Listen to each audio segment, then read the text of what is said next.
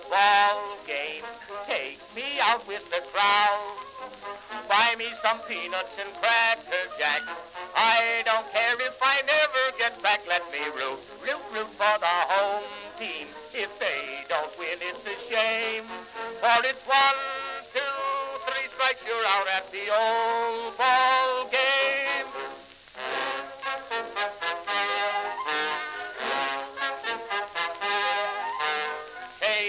Casey saw all the games, knew the players by their first names, told the umpire he was wrong all along, good and strong.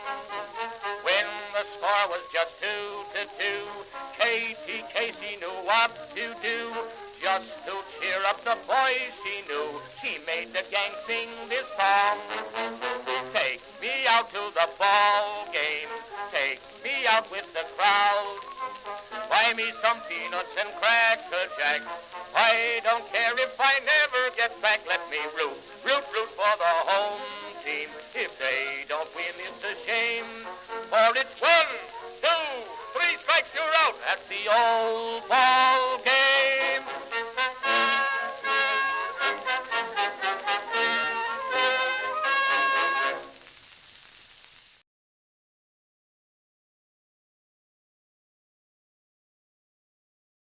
All right. How you doing, everybody?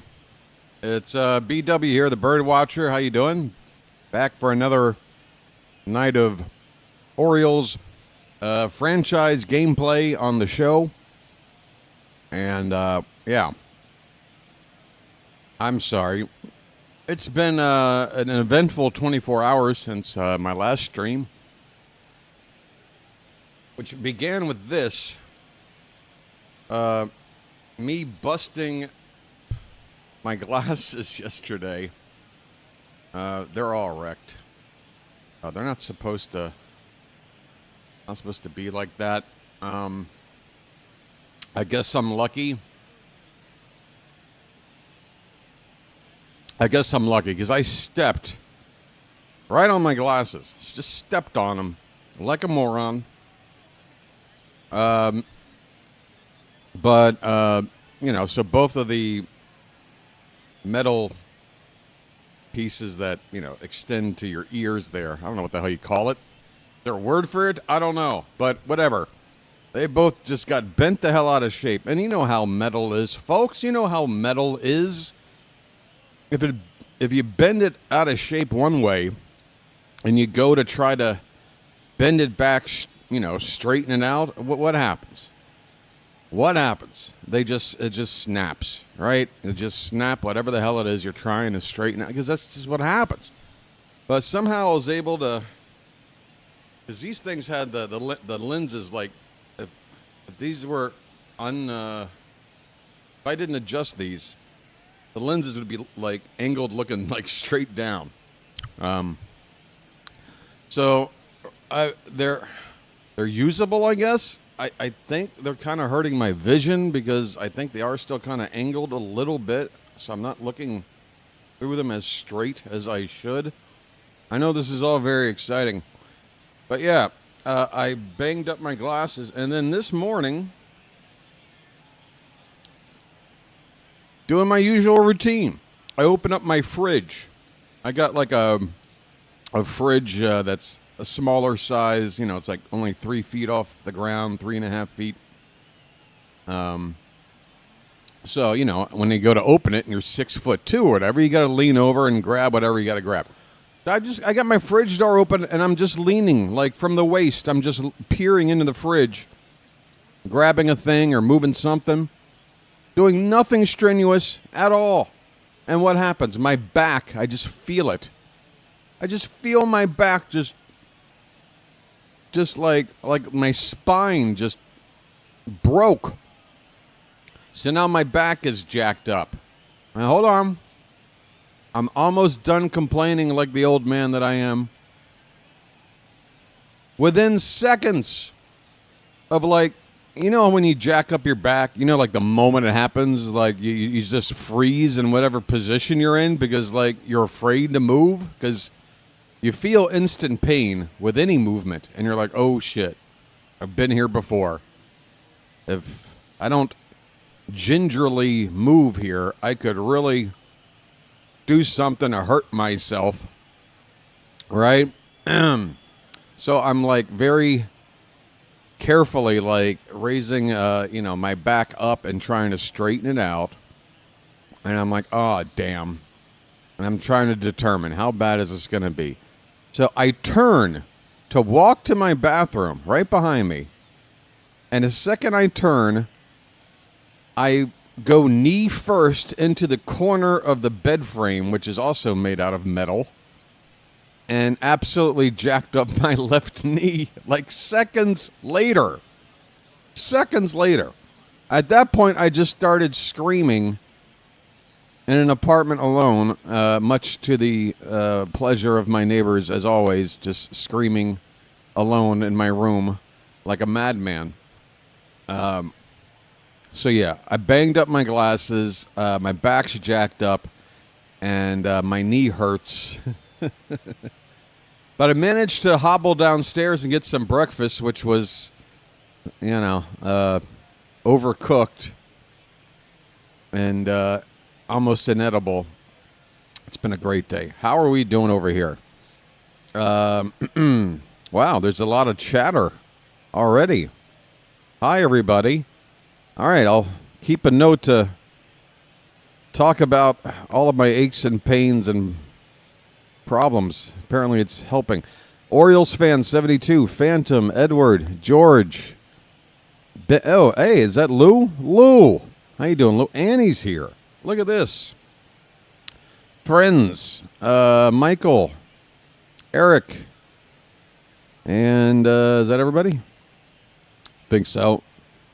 Geez, BW had a crappy day. I know, and for me, it's only 9 a.m. It can only get better from here. Yeah. That's what I said about the Orioles after they lost to the Reds like 24-2 or whatever it was. I believe I said after that game it can only get better for the Orioles. And then they proceeded to play another 115 games. Not very well. Yeah, I'm a klutz. Was it worth getting up today? Knowing what I know now, Edward? No. Oh, by the way, I got to learn that. Let me go in here. This microphone, I listened to a segment of the stream from yesterday, and my microphone was peaking a lot. Popping. You guys got to let me know this stuff. Because nobody wants to... Wait a minute. Why can't I adjust this? Hello. Adjust. Microphone adjust. It's not letting me. Mic auxiliary. Hello. Ain't that about a... Oh, it's pushed up by 1. Okay. Hello. I don't know why you say goodbye and I say hello. Hello. Hey, if you hear, like, popping, I know when I'm screaming, it's going to, peak. The mic is going to peak if I'm screaming. But if I'm just normally talking and you're hearing any popping, please let me know. Or anything that sounds... Look how jacked up these glasses are, man. The lenses are already screwed. I got to get new glasses now. Let's see how long I can get away with these. Sinuses are still a giant mess. But everything else is fine. And we're going to play some baseball. And talk about baseball. What's going on with Baltimore here the last 24 hours? Anything worth talking about, folks? I saw Trent Grisham took his qualifying offer, is going to stay with the Yankees. I'm actually happy about that. Grisham had a nice season, hit over 30 home runs. To me, that's a aberration kind of a season. I don't think he'll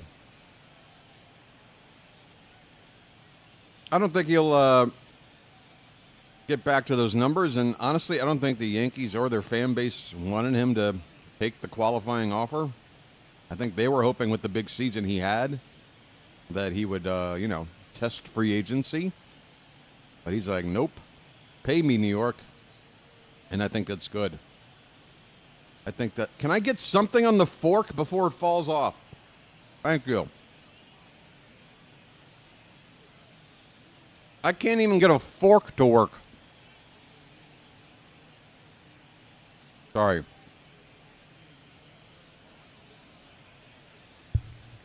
My glasses have been jacked up the last 30 years. Whatever pair of glasses I have. You know? I tell you this, though. I've done some stupid things to screw up my glasses, but this was like old man stuff. This was old man stuff because all I had to do when I broke these glasses was just simply lift them up and rest them on top of my head as I was looking at my phone and trying to read something.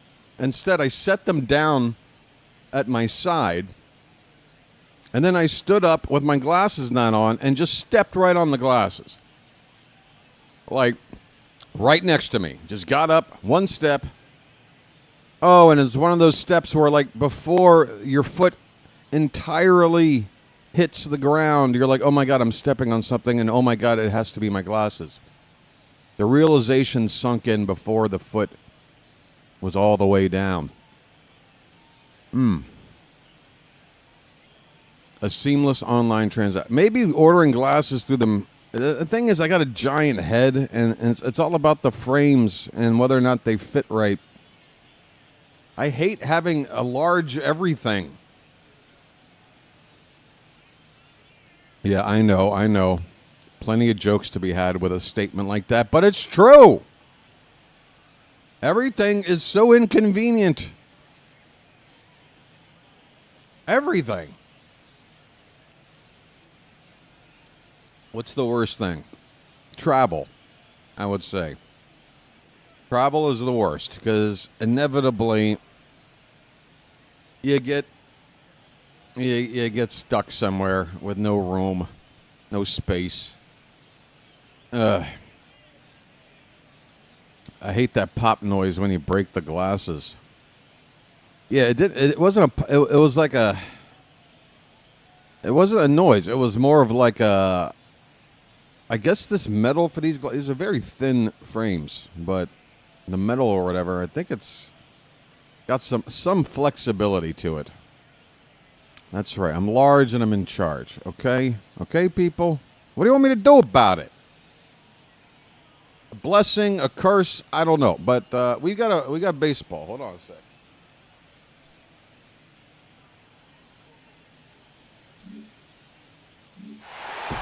We've got baseball to play. Sorry, I was playing with another team and doing something else. We'll get to this game here in a minute. Lou, you back to work, buddy? I hope so. I would think so. Hope you got compensated appropriately. All right, let's save this sucker and get out of here. I had a really fun time out yesterday, despite the glasses. I had to go and get my my school documents prepared for school for the next year as I get this newest one-year visa situated. Process almost complete. I've just made the giant payment yesterday, so that's the big thing. Load this. But yeah, I just love my encounters with Thai people living here. It's always fun when I go someplace that's not my own neighborhood and nobody knows who I am, and they just almost always assume any kind of initial interaction with a Thai that they're going to assume you are a Falang that doesn't know any Thai, is just on vacation and completely, oblivious to customs and culture and everything. And then I always, I guess maybe it's just for self-amusement. I don't know, but I always try to be tricky with like revealing that, like, yeah, Khao Jai, like I understand what you're saying. I needed a lighter. I stepped outside the school. I had to wait for something, and it was like a half an hour wait. So I stepped outside to smoke a cigarette, but I didn't have a lighter.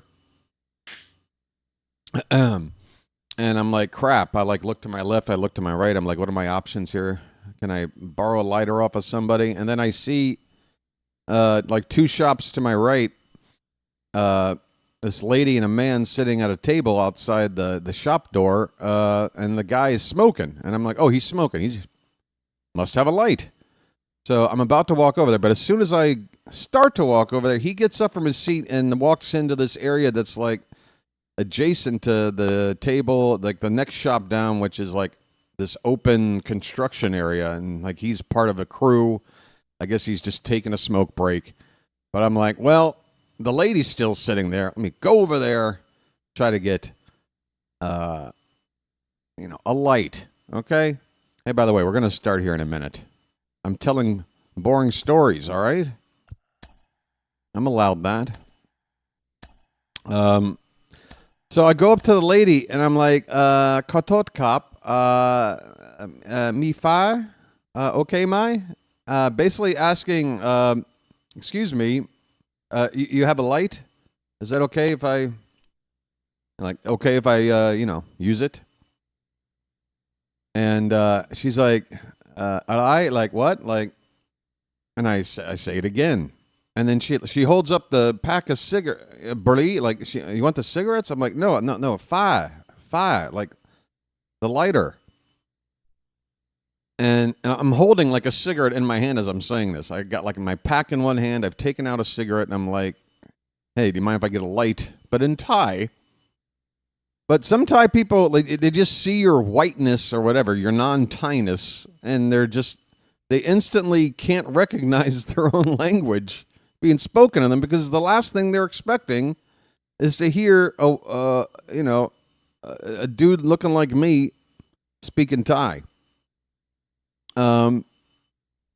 So I'm like, no, fire. And she's like, oh, fire. And she picks up the lighter and she goes, ha bat. And I'm like, my chai. Like, I explained to her, like, I just want to light this cigarette. That's it. I'm not trying to randomly buy a lighter off of you. And then she was finally like, oh. I'm like, yes, that's all that was. And I'm like, you do speak Thai, correct? Like, this language I'm speaking? And she laughed. Sorry. Dean Kramer on the mound. But I have a lot of interactions like that. What can I tell you?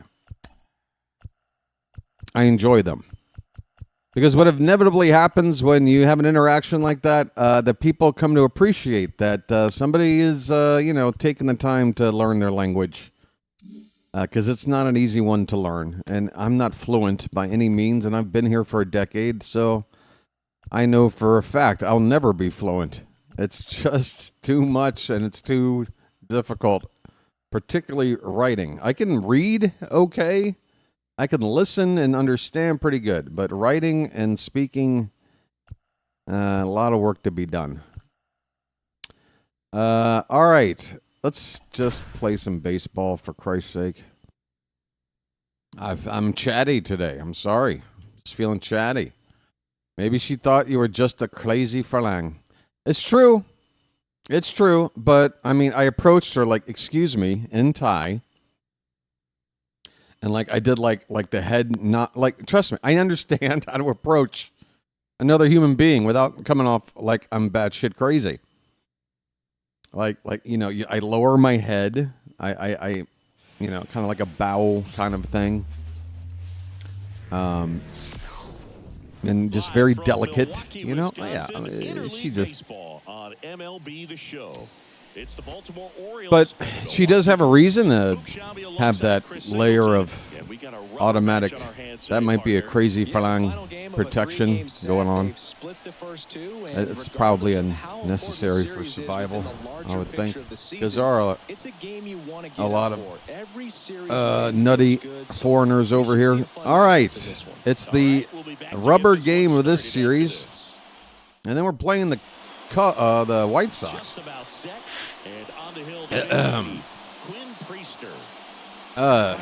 Lou. Yeah, Lou. Folks, Lou has been watching me play video games since the 90s. Okay? Since the 90s. We're talking like original. I guess like what, Super Nintendo? What did we start with, Lou? I know when we moved in, that's when I got the N64. But I think when we met, I was still, I must have been on Super Nintendo because me and Jay Devlin were still playing the hell out of Mortal Kombat. Close, but called a ball. And the count so Holiday's batting leadoff.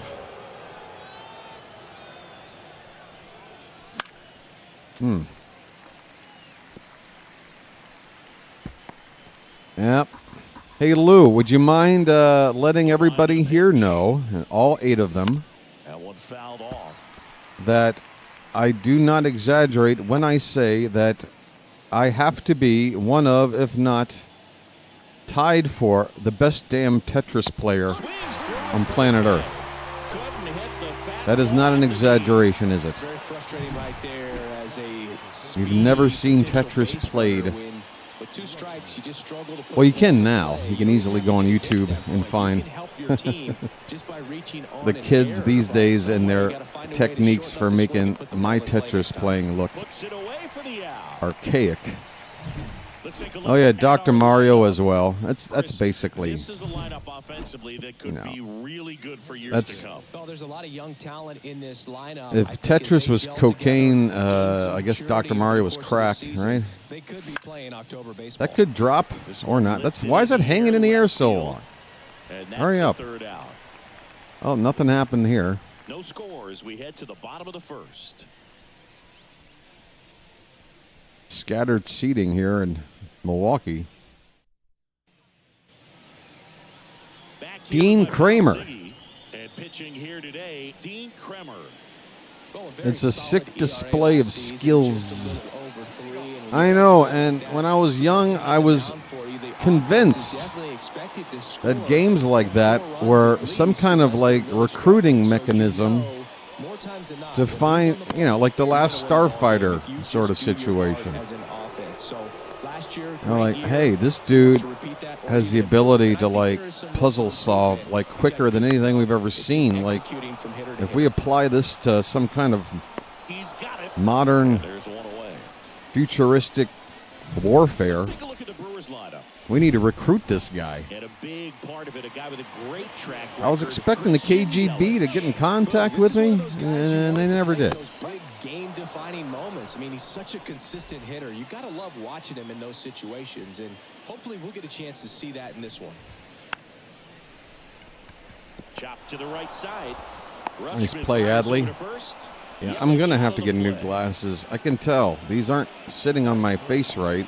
I feel like my right eyeball is already getting a headache. Next for Milwaukee, William Contreras. It's a lot different when you're like concentrating and focusing your vision on a screen playing a video game versus just wearing glasses and oh god.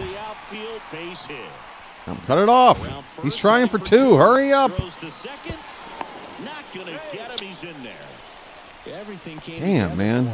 Not much to this one other than just that was a cheap double. The other way and put the ball in play. That's a team at bat right there. Nice job of staying back and letting the ball get deep. I mean, a ground ball.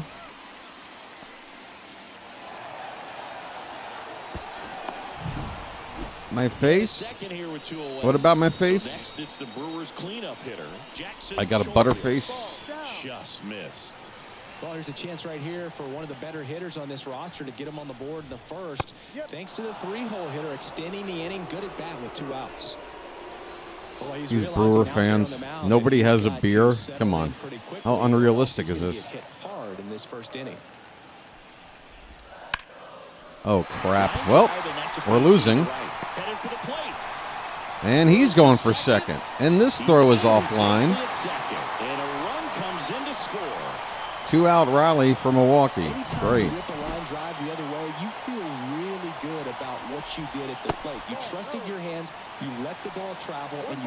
Now, have I lost one series yet? Have I lost a series? I know I've lost like 3 out of 5. I think I did. High fly ball out to left field. I think I've lost one series. This would be the second one if I don't win. Brewers pick up a run on this RBI double. It's an early 1-0 lead. What's not my face? Make that go away. It seems like an insult question, even though it might not be. It just has the appearance of one. Top of the second. You sure it's not your face? I feel like I'm on an episode of Welcome Back, Kotter or something. Oh! Run it out. Sends it across the first. 1 up, 1 down. Yeah, the Angels. I might have lost 2 out of 3. Yeah, that's right. Because, yeah, remember they got off to that good start, and I'm like, damn, I got beat by the Angels twice. But then you looked at the record after like 10 games, they were like 7-3, and you're like, oh, I guess they're good. Up the middle, that's a base hit. Basayo. All right, here we go. Here we go. Here's Teoscar Hernandez. Teoscar, dude. You're my money free agent signing. When are you going to produce, bro? He'll turn it around soon. When are you going to produce? Man at first, 1 away. Not even close there. And 1-1. Come on. Oh! Left field. Just a lazy fly ball. He's got it, and there's 2 away. Just pulled off of it a little bit right there. That front shoulder coming over. Lazy. If he does that, he's going to be able to go up the middle. You know, I just realized Dylan Beavers looks a lot like, what's the name of that stand-up? I say he's a stand-up. He's a podcaster more than he is a stand-up. You know the guy. If you know, you know. He's got that pencil-thin mustache. Oh. I'm just swinging at everything, folks. No discipline, no. It's my glasses, I can tell. That one ran inside, almost got him. I can't.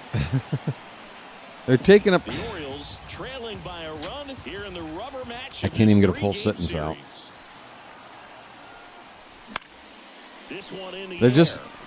I'm off. I'm just a little bit off with these glasses, and I can't afford to be off. This game's hard enough as it is to hit. 1-0.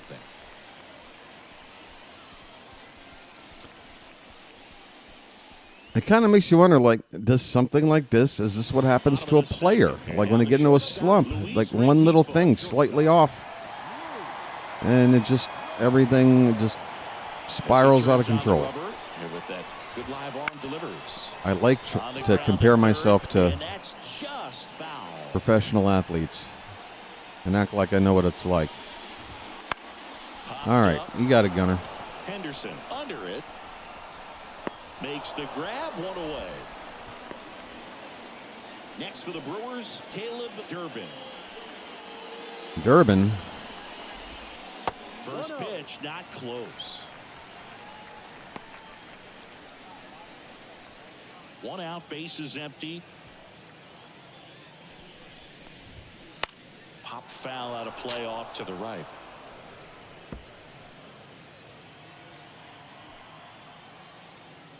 Pitch. Bunt attempt, but that going for a foul. bunt? Oh, you surprised me. 1 down, base is empty.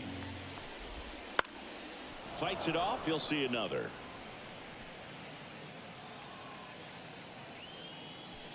You got a put away pitch there, Dino? Apparently not. And a pitch. Put him away, put him away, put him away now. There you go. On strikes he goes. 2 away. Oh, don't sulk. Don't sulk. 2 outs, base is empty. Here's the center fielder, Garrett Mitchell. Check swing, no appeal. And that's ball 1. This game has taught me that I'm a man of action. In there at the knees for a strike. You know, some people are good at acting and some are good at reacting. You feel me? To the right Pitching. What is that, Jackson? What the hell was that? And how did the runner so quickly turn for second? He was turning to go to second before that throw even got away. He just knew? Oh, well, if it's that far off. Yeah, he's already running. Jackson, what are you doing, dude? So up next, Blake Perkins. Fastball for a strike. Does the show factor in shadows for hitting? If you just mean like, for me as a gamer, does it factor in? It absolutely does. The pitch is coming out of the shadows and into the light. Yeah, there's some situations, especially day games. It depends on the ballpark. It depends on the shadows. But there are certain venues and certain times of day where it's basically impossible to hit, especially if the pitcher is already pretty good. You know, you're just screwed.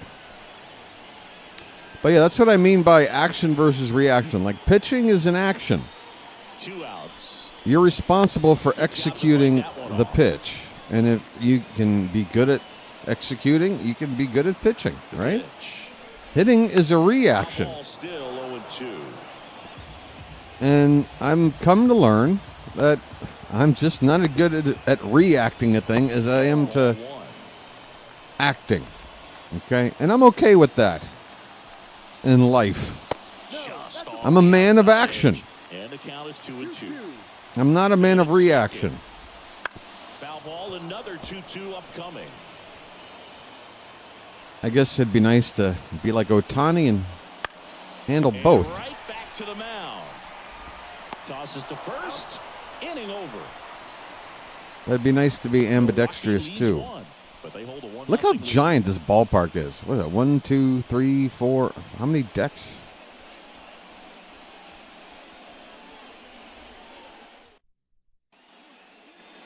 Top half of the third. All right. Hey, I'm taking a break already. I don't know why. Because I can. Simply because I can. Hey, Lou, did you leave already? Since Lou's here, I just want to hang out and talk to Lou.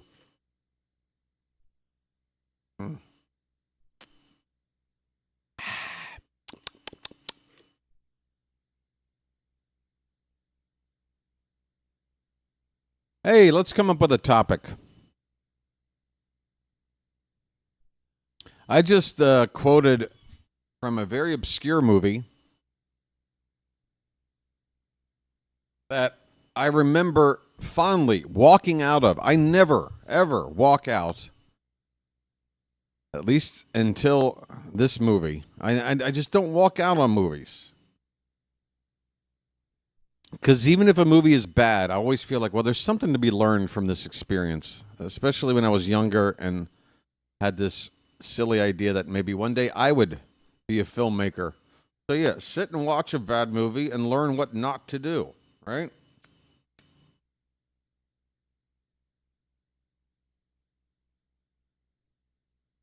And I was working in movie theaters for most of the mid-'90s through the early 2000s.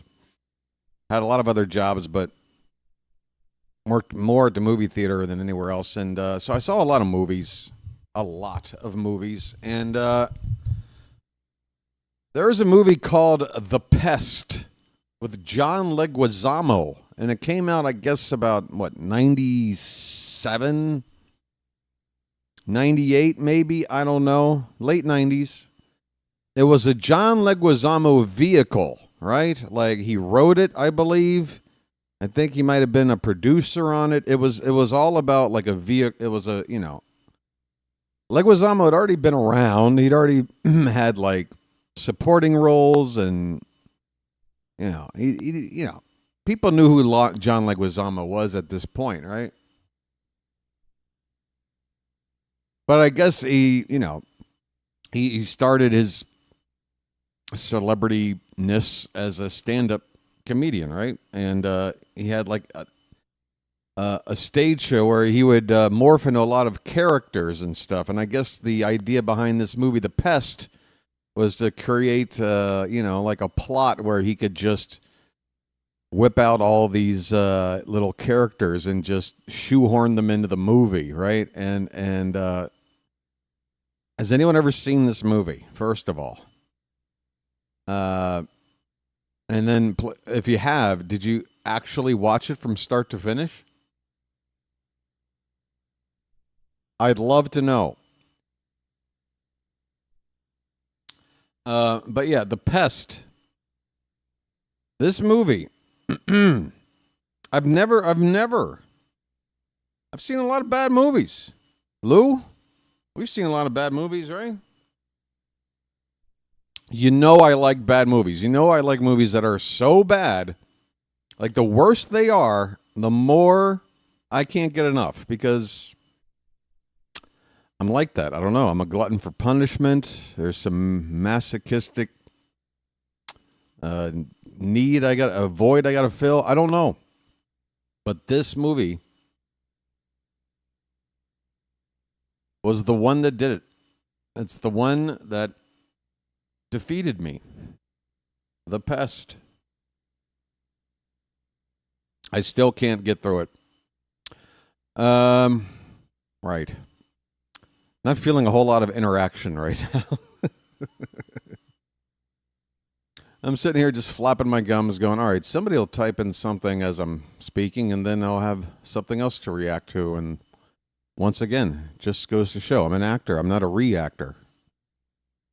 The MST3K factor. Yeah. Mystery Science Theater 3000 is a huge, huge influence for me, and my sense of humor and my love for bad filmmaking. I love it. They didn't have a plan. You know what? I think what it is there's a delay. There's some lag, so responses are a little delayed. That must be it. Anyway, I'm almost done with my lucky here. We'll get back to this in a sec. Get back to playing a video game badly in a sec. The best of the bad. And Lou, you'll never forget I say you'll never forget as I try to pull the name of the movie out of the recesses of my brain, and I'm failing. The Death Run. Yeah, Death Run. Amazing. Amazing film. Should never have seen the light of day outside of New Zealand in 1988. Like, it never should have left its country of origin, and it never, even within its own country, within a year, it should have been, just removed from the earth. And yet somehow, some way, some production company got a hold of that print, decided let's make a VHS out of this. It wound up in a bargain bin at like a Hollywood Video or something. Next thing you know, I'm watching it, and I'm treating it with the same reverence folks would treat Citizen Kane. And a pitch. I checked. I checked. I didn't. Come on, man. And he was a second-round pick in 2020. That's a base hit. Into center and a base hit. That's a base hit. Leadoff single. Let's go. Let's go. Everything was on time and fluid in that swing. Got a pitch you could get the barrel on and lined it into center for the knock. Those are and now let's see if they force some action with good wheels on the bases. And here is. See, like right now, there's shadows over home plate, but it's not a big deal because by the time the ball gets to where the shadows are, I've already made up my mind. But in a few innings, depending on which direction the sun's going here, can't remember. Oh, get down! That's a base hit. Westberg, stop at second. Throw back in quickly. First and second now with nobody out. 2 consecutive base hits for this team. That is hilarious. All day long, and so could every hitting. Bam, thank you for the update. I told you guys, why are we talking about Pedro Leon this much? He's already been DFA'd. I told you wouldn't be surprised if he wasn't even like in the organization after spring training. He hasn't even made it to spring training. Cool as ice, does have amazing cinematography. Very colorful movie. The colors really pop. Shit. Come on, Jackson. All right, let me try to lock. You know, the thing is, if I don't lock in, maybe I'll do better. They've got a guy in scoring position. They've got to find a way here to get him in. That's a base hit. Base hit into the outfield. He's gonna try to score. He's safe. Oh, he just got in. Westberg, I wasn't sure. I sent him not knowing if it was a good idea. Nobody out. Just let the ball travel, put the ball in the play, and just hope it finds a hole. Sorry, my sinuses. Oh, God.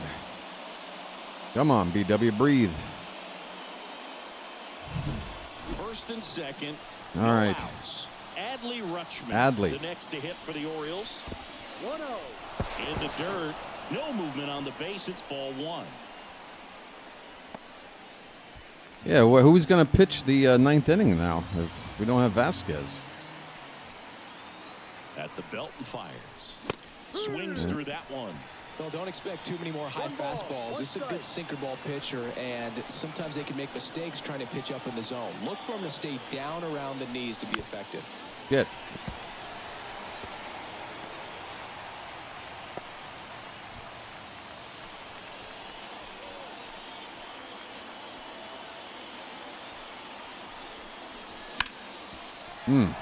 I mean, middle of the plate, that pitch on a 1-2 pitch. Tied up here in the early going.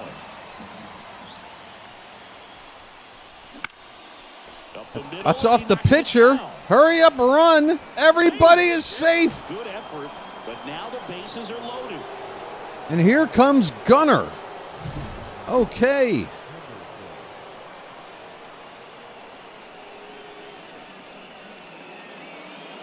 Hey, Lou, thanks for stopping in, man. Always a pleasure to have you here, man. Take care. The next to hit for the Orioles. Golden opportunity right here. Breaking ball in there. You called that a strike? You bastard.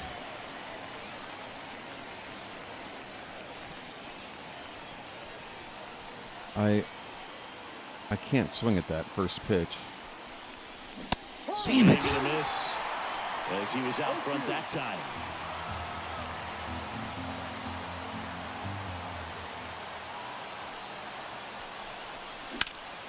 Fights that one away, and the count remains 0-2. Come on, buddy. Looking for the big hit. Missed inside with the curve. Man, oh man, I don't know how you take that pitch. That's as close as it gets. Stays alive. I think ultimately you want to tie him up, get the ball in on the plate so that he can't get the barrel to it and hit it to the outfield. The pitch. Oh, that's going to get a run in. I think. Tag. Go. Throw offline. We've got the lead. And a 2-1 ball game now. That wasn't your standard sack fly. We've got the lead. We've got the lead. We've got the lead. Yeah, we've got it. Grounded out his first time up. So we've got the lead. Chris, this is a guy that is not really swinging the bat all that well here. In this situation, you have a real good opportunity to get swings and misses and record a strikeout. Come on, meat. I think you attack him in this spot. Oh. Not sure exactly what he was thinking there. Good sinker ball pitcher goes with the fastball in a double play situation where he needs something on the ground. Come on, I need more than this. One more run and I'll be happy. Oh, look at that location. Good pitch right here. He's going to try to make a pitch that's going to produce a strikeout or a ground ball double play. 2 on, 1 out. And now the count is even.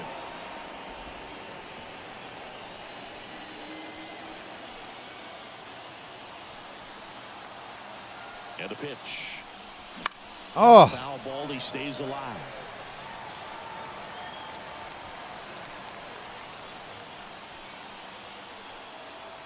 And the righty deals. Oh, I felt it. It felt good off the bat. Keep going. He catches it. Oh, but that's another run. Mayo, 107 off the bat to dead center to the track. He looked like he was running before the ball was hit. Didn't have much time. All right, I'm happy. That's a rally. In a short amount of time. How about a little bit more? Look at that pitch right down the middle. All I had to do was time it.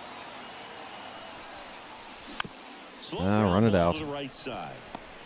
Fires over to first. That's out number 3. 3 runs. Well, I can see now why this guy's ERA is 10. We head down to the home half of inning number 3. It's the Orioles 3. 3 runs in 3 innings, so his ERA's actually gone down. Back here at American Family Field, this is Bryce. All right, Dino, you got a lead. The right-hander back to work. And it's a good thing, too, because, yeah, look at the shadows. They're now all the way. They are now in a position where when I come up to hit next time, it might be a lot tougher. Pretty good pitch to take a pass at in a 1-0 count. Just not able to square it up. What the hell? That one back there. And it's gone. Wow. One out to right. Third home run of the season. It's 3-2. The normally contact-hitting, base-stealing Bryce Terang just launched one. That was a cutter low and in. I hit my meter. I guess that's just not a good location. Could have been off the plate inside. He's probably had some of those that didn't stay fair, but off the bat, it looked like he was going to bend foul. Was able to keep it in there, tucked it nicely. Yeah, to jog around the base. That needed to be on the black or inside, not there. And now it's Christian Yelich. And a foul ball. Damn.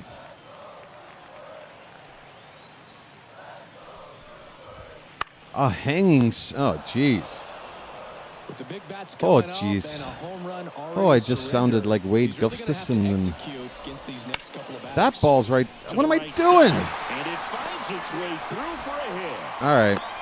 I gotta lock in here. Come on, Dino. Don't waste this lead. I just got it. High base hits through the infield. He just kind of rolled over on it a little bit, but sometimes those can find a hole and get you enough. Part of the order up too. He went. He went. No swing. Just held it back there. Yelich gets his lead at first with nobody out. Come on, Blue. Part of the order coming through now, and with 1 home run already in this inning, they're definitely looking to do some more damage. Oh my Lord. Drops into the glove. Whew. And there's one away. All right, now a double play.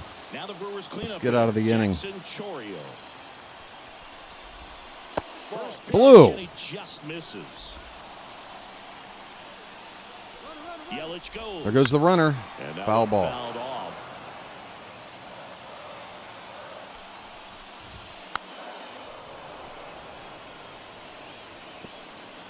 Tying run is at first. Yes, thank you. Finally got that high strike call. Oh, you know that's got to be very frustrating for this guy. He knows the strike zone extremely well. And you know what? Good hitters are not going to compromise. He'll take that punch out, but ultimately stick with his plan and have more success than anything else. You don't like it? Andrew Vaughn now. Fly to left his first time. Get there, Sammy. Right, get over there. Watch out, Blue. You're in my way. Becerra hauls it in to end the inning. But not before they answer back with a solo Well, I could afford that, but that's it. 1-run lead. Game. I need more off of this guy. He's not good. And welcome back to the ballpark. Teo, could you please help out the cause, man? Hernandez. If ever there was a time to figure it out, it's off this guy. The pitch. Shit. Swing and a miss. Ugly swing right there. Talk about That was already a bad decision, and then it broke further inside. And now I'm chasing. Could run it out. Hurry. First. One up, one down. good sinker low in the zone right there and produced exactly what he was looking for. Ball on the ground. What is the name of Nice that ground damn out. comic? Andrew. Wow, that was 101. That ball was scorched, an absolute missile, and it almost becomes self-defense as the fielder. Andrew Schultz, right? Isn't that his name? Andrew Schultz? Watch your lips.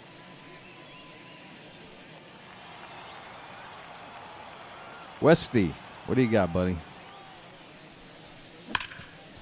I mean, that ball was 104 off the bat. I'm hitting the crap out of the ball. And I got nothing to show for it in that inning. But next inning, it's a matter of time. I'm going to get to this guy. Late on that fastball. He's pitching well, but not throwing a ton of first pitch strikes. Usually doesn't work out for success, but you can never predict baseball. Don't hit him with the pitch. Oof. Gets a piece, and it stays 0-2. The pitch. The shortstop Come on, takes chase the it. ball. 1-2.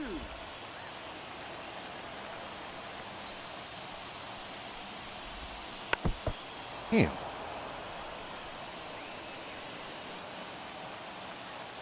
The line of the pitch.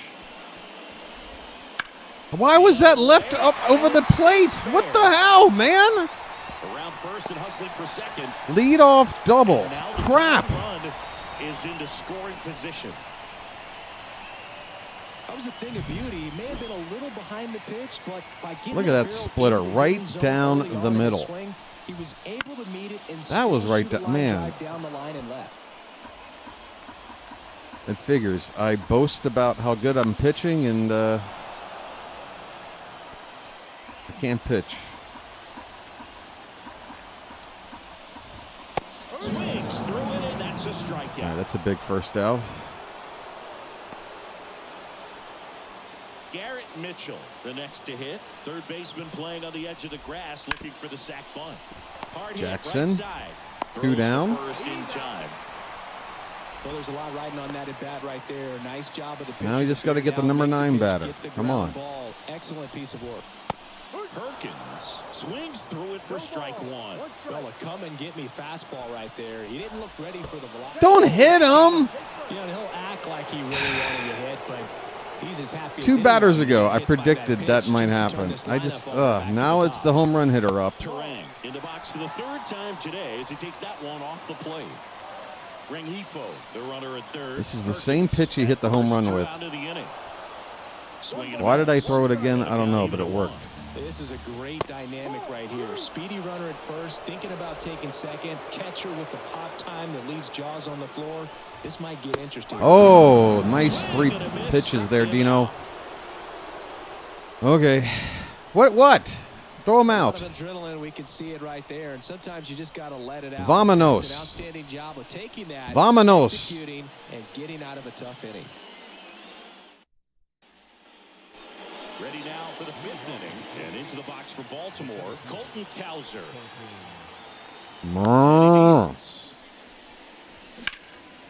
Out there to That's hit a center. mile high. Mitchell gets under it. And out number 1 on the grab. So the batting order. I know I'm aggressive at the plate, but this guy is throwing a lot of strikes, and you know, what do you want me to do? That wasn't a strike. Strike 1. It was simply a case of getting fooled. The M and the B that form a again. glove. Not everyone even realizes. All right, I dare you to throw 3 straight curveballs. I dare you. They started using it in 1978 and have been using it a lot more recently. It's a great logo, Chris. Yeah, Boog, I remember as a kid, my brother had that ball cap, and I would just kind of borrow it. Some would say steal it. Yeah, it ain't working now, is it? Cool-looking logo. I had Gonna have no to throw me idea something. years later that's what was hidden inside of it. That Ha! be, but very, very cool. That one sizzling on its way through to the outfield. So a man of Holiday Road. all time. I'd say for me, it's right there in the top 5. I mean, their logos. I found out long ago. It's a long way down the Holiday Road. Here's Adley Rutschman. Oh my God! Squirts away a little bit. Stop Nice throwing me job behind the curveballs. plate there. I'm not picking them up. That would have been a good pitch to run on.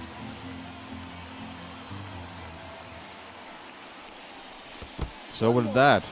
Damn it, I should have ran. Nothing doing, count moves to 1-1. Now watch me I think run it's at a one of the bad best of all time. time. An art student at UW Eau Claire created it.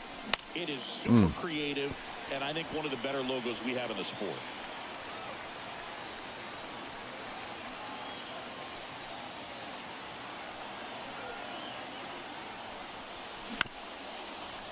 Happy to get a piece. That's what she said.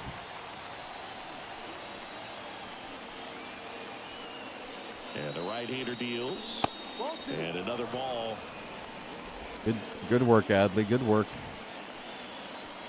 I'm gonna run. Runner takes off. Oh, late on that curve. Throw, save. Stole the base though. Chris, his wheels were the I should have difference maker on smashed that play. pitch. Just got in there. Yeah, with StatCast's help, we see his top speed on this stolen base. I was right on it. I was early. Oh God. He really made his athleticism work for him on that one.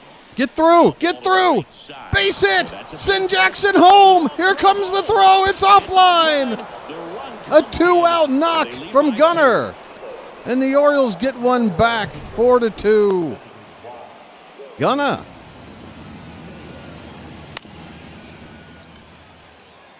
Just got it through there. Runner at first. Next to hit, Kobe Mayo. He's 0 for 1. Outside. Mayo. And that is ball 1. No base hits in the series for him. Sack so far. fly last time really up. Been a rough one. You just hope he's not pressing too hard because that just compounds things. It makes the slump even longer. Never seems to help. Never Look helped out. me. Folks, I got to go to the bathroom. I'm going to have to take an extended break. He's in a favorable hitter's count. Well, if nothing else, I mean, this is a great spot for a hitter to be in. That one out to Get right. down. It got down. Drops in. Gunner's going for 3. He's there. Now a wide throw to third. Aggressive base running. Here come the Orioles. Defenders track down balls these days. I mean, both from the infield and in the outfield. They're really Come on, let's knock this guy out of the game right now. Right now, let's knock him out. First and second baseman to drop a long dart in there, and he found a way. That one to first. Fair ball. All he has to do is tap the bag. Damn it. All right, we got to run back. So 1 run in the inning. Hey, guys, on guess this what? base I hit. got to go It's use now the 4-2. restroom. And this one might take a few minutes. I'm sorry. I could have come up with some other explanation, but, you know, when you got to go, you got to go. All right? We I'll be head right to back. the bottom of the 5th. Now it's Christian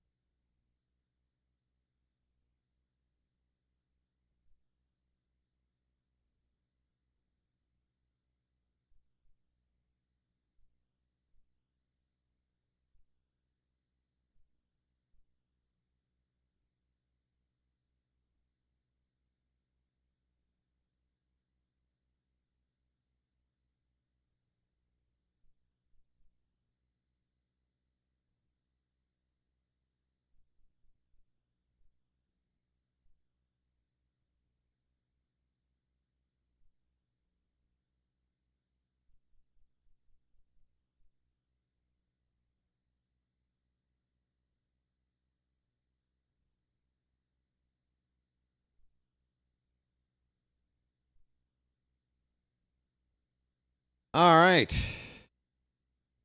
Be back here momentarily. Everybody poops sometimes.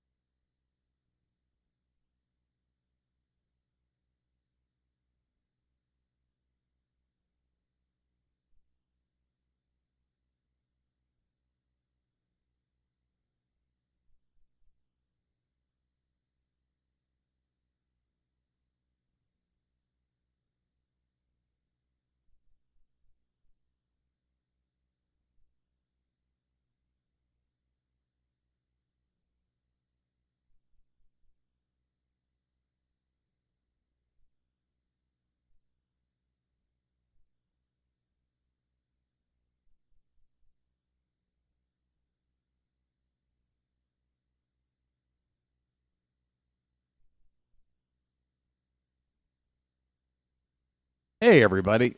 How you doing? Good. Great to have you here.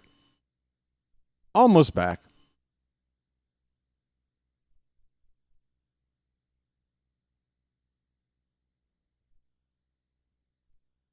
Might do 3 games tonight. I don't know.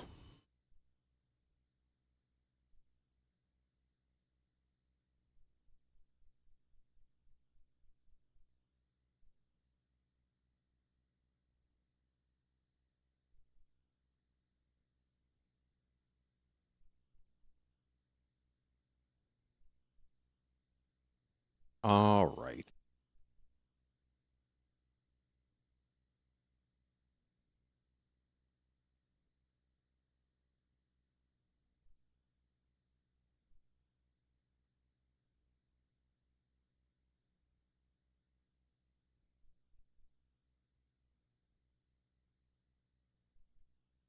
Okay, thank you for your patience. Where is this button? There it is. Hi, everybody. Ugh. Sorry. Okay. Coffee?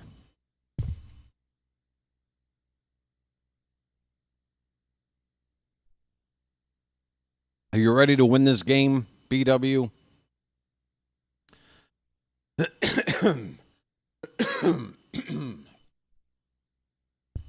All right, what's the situation? Bottom of the 5th inning. How is Yelich, Contreras, and Churio due up again? They're up again? All right, Dino. Close, but call the ball. You getting in any trouble at this point? And Tyler Wells. Oh, I forgot. Wells is down.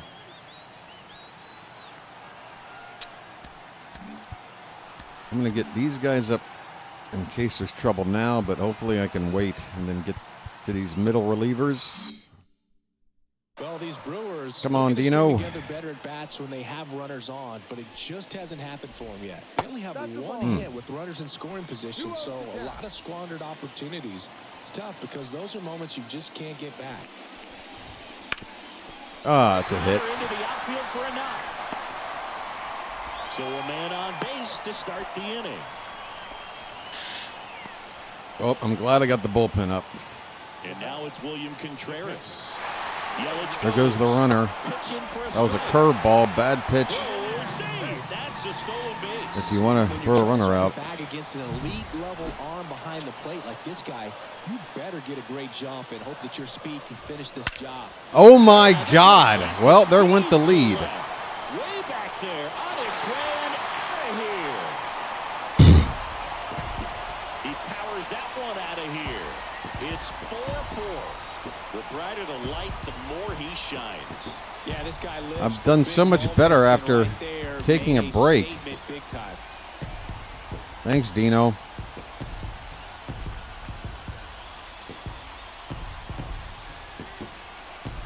.112 off the bat from Contreras. It looked like it came out of the pitcher's hand a little bit too early. Doesn't have the velocity that good four-seam fastball does. And at the plate, he didn't miss it. And next will be the cleanup hitter, Jackson Chori. All right, man. Need a little more time to warm up here.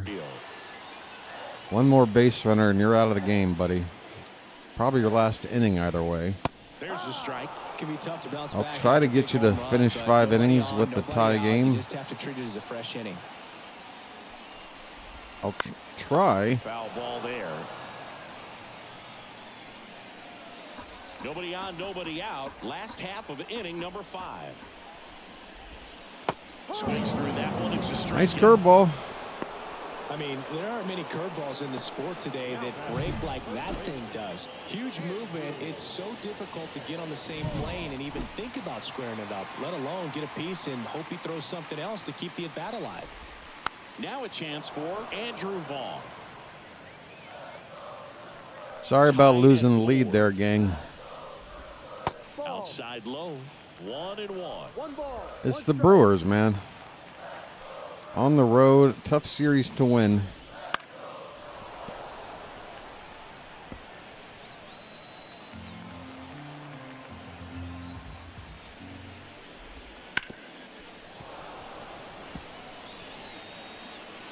Still only 1 out here in the Yeah, inning. Dino's running out of gas. Fights that one away. Still 1-2.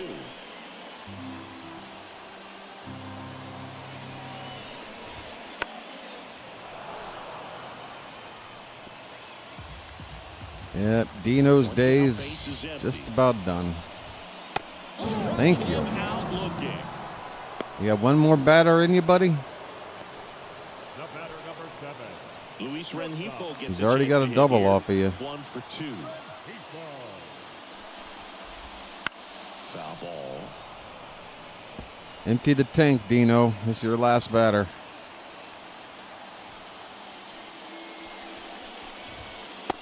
Come on, Blue. Is down low. All tied up here in the 3rd and final game of the series. All right, one more strike. Now, there's a pitch we haven't seen in a while. It's going to be tough on the 64 hitters. strikes, 18 balls. I mean, The shortstop takes the ball. that's why when I do aim out of the zone, I expect a chase because it's like I'm always throwing strikes. And that one in the air center field. And that is that. Well, I gave up the lead. 2 runs for Milwaukee on the dinger. It's now tied 4-4. You're watching Orioles baseball. I on gave the it up. show, Get the win Mid-Atlantic. and all's forgiven. Okay, so you really are treating me like a true fan. I will curse your name if you lose this game, BW, but if you win, all is forgiven. That's your reward. I'll forgive you. We're back. And Ah, we make a jeez. change to start the Being sixth. The new pitcher, A Bailey video Ober. game athlete is tough. Okay, this guy I got to in the first game, Bailey Ober, Looking to bring that down a little bit right here. or game 1 or game 2, I can't remember, but I got something off this Now guy. Teoscar Hernandez. I've seen him already. Fastball, changeup, cutter, and then yeah, this curve and slurve. There's the slurve. No, that's the The cutter. inside edge. Okay. Ball 1. Hernandez, a member of the 1,000 hit club. And Up the he's middle, usually base hit, around Teo. today, Okay, starting left. leadoff man And on. it finds its way through for a hit. So a runner aboard to Time to start get the my inning. second wind. Come on, still a chance if I score for Dino to qualify for a W. And that reminds me, now that we're going to the 6th. Yeah, it's time to change it up. Aiken is gonna probably come in. It'd be nice for Dino to face Durbin, but we'll work around it.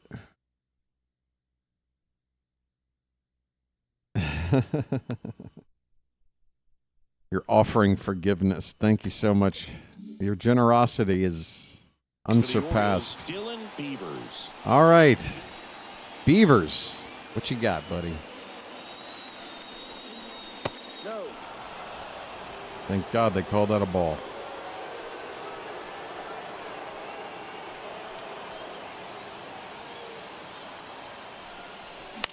You don't have to swing at that pitch. Gets there. He's under it. Come on, man. You got time? You got a 1-0 count?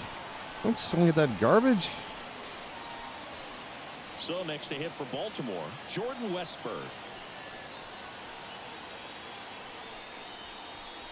And fouled off. On a platter. On a platter. The timing was good. It got under it. Oh, couldn't get the stick up. Shit! All right, stop talking and start hitting, you bastard. Oh! That's a double play. There's one, and that's two. Poetry in motion there as the second baseman turns the double play. There are no words. There are no words. I mean, my boy Dino struck this guy out twice today already. Just when he thought Dino's day was done. Just when he thought Dino's day was done. He says, give me the baseball. Boss, I want to help. One more strike, dude. I promise your day's over. Gunner?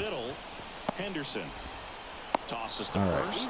One away, bottom of the sixth. All right, Dino. Not your best day, but hey. Yeah. What are you powered through there a little bit for me. I appreciate it. Okay, it's time for Aiken. Folks, ain't no faking, ain't no mistaken. When it's time to bring home the bacon, you call upon Keegan Aiken. 8 appearances, 3 holds, 2 wins, 8 innings without giving up squadoosh. Hello.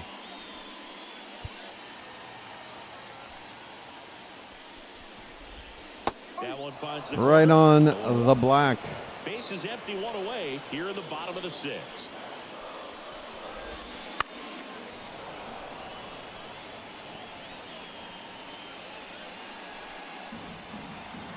Yeah, that's true. Not on the hook for a loss. You can't lose. Pitch misses there. Going to count 1 and 2. Well, that's kind of what you expect in an 0-2 count. Excellent job of the hitter to have the plate discipline. All right. Got him looking. You go have yourself a seat. Yeah, that's a tough pitch to stay on. You don't want to get beat inside, and as you see that pitch continue to run away from you, by the time it's in the catcher's mitt, you think it's a ball off the plate away. Perkins now in the box, comes up empty with a swing there. Next offering is downstairs. Well, they've kept him pretty quiet in this series. Still doesn't have a knock. I know. Damn. You want to get that wow. out of the way, maybe more will come. I slipped on the meter, and I got rewarded for it. Battling here as he fouls it away.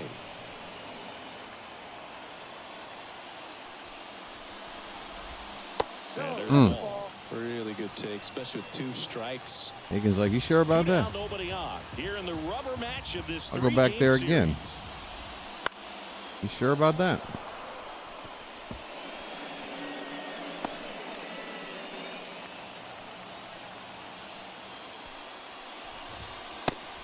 See ya. Aiken comes in. Brewers go down quietly. This game's all tied. Restores a little bit of order here. Yeah, the team's got 9 hits. Again, I'm facing a scrub pitcher that is probably out of the game now, I would assume. Or had he already been taken out? Either way. Oh, yeah. Bailey Ober was in the game. So still Bailey Ober? Okay. I think I can hit this guy. Ober back to work. Ground Damn it. ball right side. He Could not get the stick over That's the enough. first out the top of the 7th. The batter number 7, second baseman, Jackson. So the lineup flips over. Jackson Holiday. All right, Holiday's got a 2-hit game, scored twice already. Shit. I was thinking look up, too. I was like, look up. I got one up, and I still couldn't get up. I mean, I didn't even move up there. Next offering down low and in the dirt. Come on, buddy. In the air, left field. Chorio makes the grab for the second out. And into the box for Baltimore, Adley Rutschman. And first offering is fouled off. Is that right? Adley's hitting 288. That's pretty good for this team. Oh! Come on.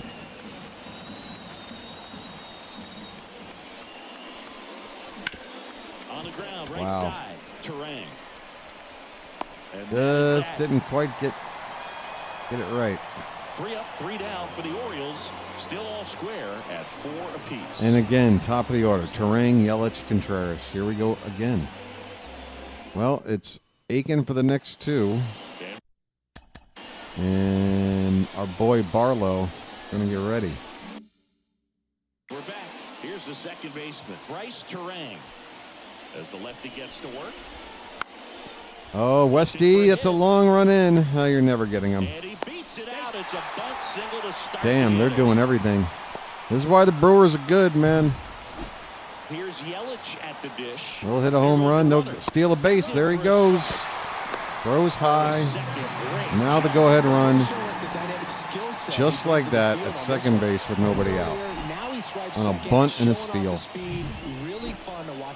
The art of the game that you don't see much anymore. Oh, a comebacker. Just what Aiken needed. All right. Now, Contreras, I'm thinking I just put him on. He's got a double and a 2-run homer today. All right, Keegan. I'm going to keep you in, and I'm going to make you throw pitches out of the zone just to see if he'll chase. It needed to be made. That's helping your team. You're taking one for the team. Oh, I snuck one in. As a pitcher, you know the runner on second is ready to push things. Come on, that pitch is out of the zone. What is he doing? What? Well, I just got the fuck around and find out treatment from Contreras. Yeah, he's been so good at these situations. Touche. Fuck me. But his resume speaks for itself. Where was this pitch? Below the zone. He said, I don't care. He said, I don't care. I was supposed to just pitch around him. I was supposed to just put him on.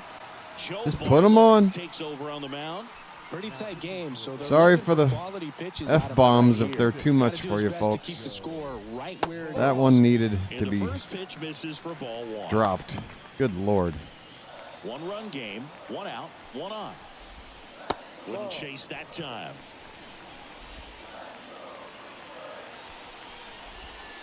And another ball. So definitely a little. The one time they'll go after a pitch off the plate, you know, and it just drives in the go-ahead run, potential winning run. Okay, could this be 2? This could be 2. This is 2. Out of the pen. 1 batter, 2 outs, inning over. But they pick up 1 run on the RBI. Can I come back? Keep Bailey Ober in the game. They're going to bring in some good reliever now, aren't they?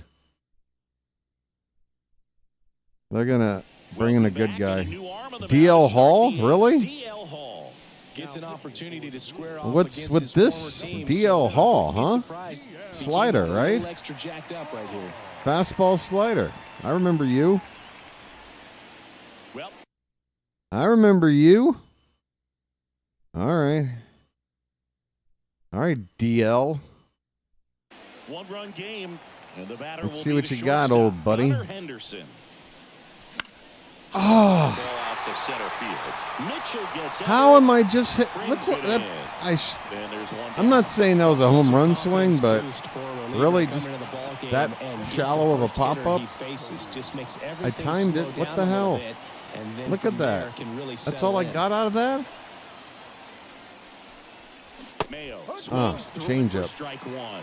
Activity in the bullpen for the Brewers. Aaron Ashby, the closer, getting Oh, I don't want to lose a 1-run game.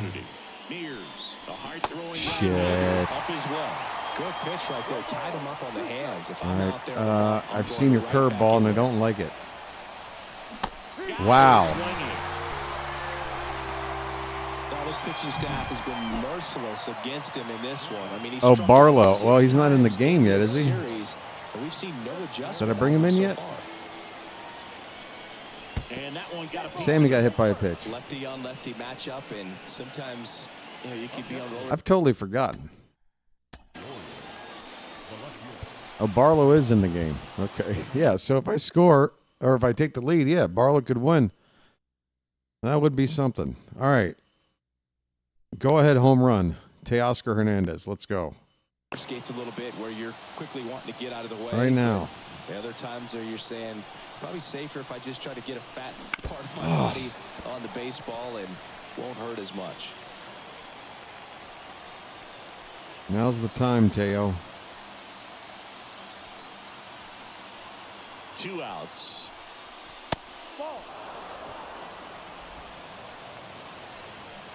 Now is the time. Here's a 1-1. Ah! And that one fouled off.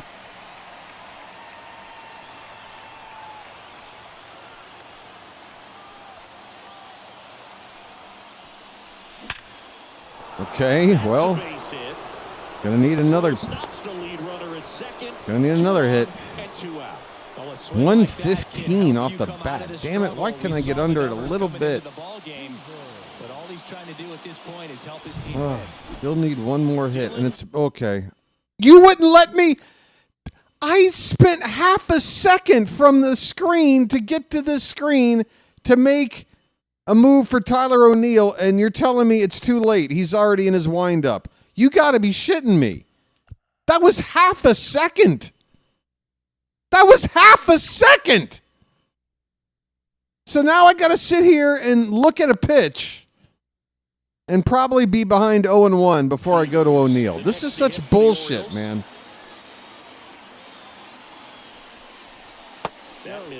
Oh, they called that a ball. I can't believe they called that a ball. I can't believe it. And you can't pause here either. You have to wait for them to be in the at-bat screen. And again, when it went to that screen for pitch 1, I hit pause like so quickly, and it wouldn't let me do it. I can't believe it. All right. Sorry. I'm freaking out. Do I go O'Neill or do I go Jeremiah? Jeremiah's been the better hitter. I don't need a home run here. I just need a hit, right? I forgot. Is it first and second or is it? Yeah, first and second. So single would shit. Should I pinch run for Basayo? Wait, no! Oh my God! I have to take another pitch. And again, it was just a little bit of time. The tiniest amount of time. I don't believe it, man. You have got, and of course, there's your strike. You have got to hit pause right on a precise moment. How is this a thing? Oh, God. 55 speed, though, for a catcher isn't terrible. Or is he playing first base? I don't know. He's playing first. I mean, if Jeremiah ran and then O'Neill hit.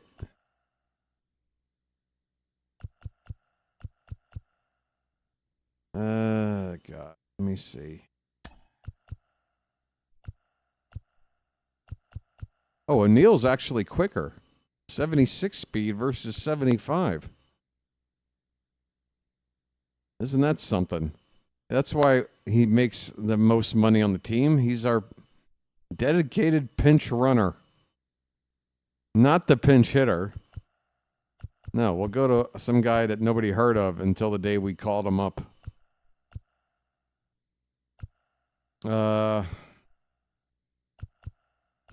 I guess I'm doing this. Now let me hit time here again. Thank you. All right. at second. I've pressed all the buttons. Tyler O'Neill. Jeremiah, you got a 1-1 count. Sorry about that. Oh, great spot. He's looking to come through with that go-ahead run on base. Kicks and fires. Oh, God, I thought it was a heater. Very solid inning on the mound here in the eighth. Holding on to this narrow lead. This is exactly man. what we're looking for. Look at that uppercut swing I was going for, too. Oh, my God. Come on, man. The plate that time. You just need a base hit to tie the game, man. Don't try to do too much. Big spot, 2 outs. Don't try to do too much, but get ready and react. And we're in the top of the eighth. Shit. I mean, 99 miles an hour. Conscious of the pitch inside. Really think the outer half is open. Kicks and deals.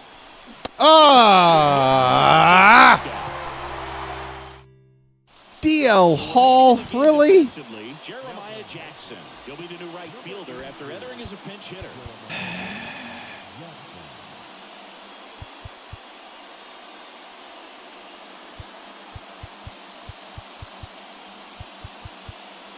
Wow.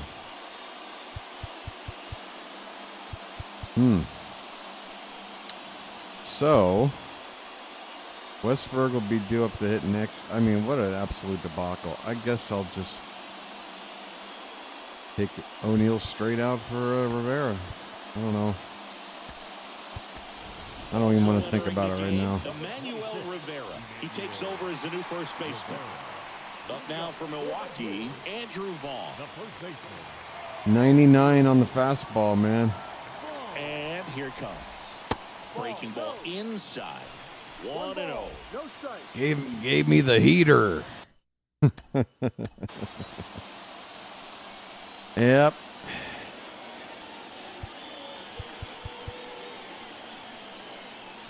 That sucks. If I lose this game, I'm just treating it like it's a big, like I want to utilize everything. We're playing the White Sox next. This is a rubber game against the Brewers. Trying to empty the cabinet, you know what I mean? And I guess I'm going to stick with Barlow here. What are we doing? Get out of the way, you dumb screen. Check swing. He went too far, and it's a strike. 1 ball, 2 strikes. Fouls it off. Still 1-2. Nice work, ball boy.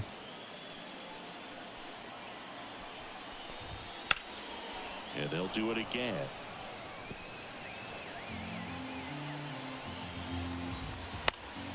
Knocks that one away, and we'll do it again. All right, no way after 3 straight fastballs up are you hitting this. There you go. Yeah. You're just not ready for that. And the slider just misses. You're just not ready for that. But your kids are going to love it. Uh-oh. That one ripped. That's over his head. Oh, he got there. Wow. Jeremiah. Reach out and grab something. Here's the third baseman, Caleb Durbin. And a good eye there. So who's due up in the 9th here? 2 down, nobody It's like on. 8, 9, and 1. It's like Cowser.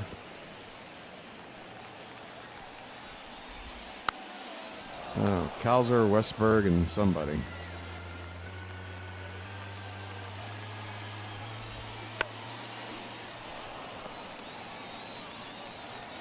Right-handed reliever. Sit down. Joe Barlow does it again. Third straight at bat. Gone in order are the Brewers. They lead at 5-4. What a find. Joe Barlow. We've out-hit him 10-9, damn it. Who's this schmuck? And welcome back to the ball. Oh, it's Westberg.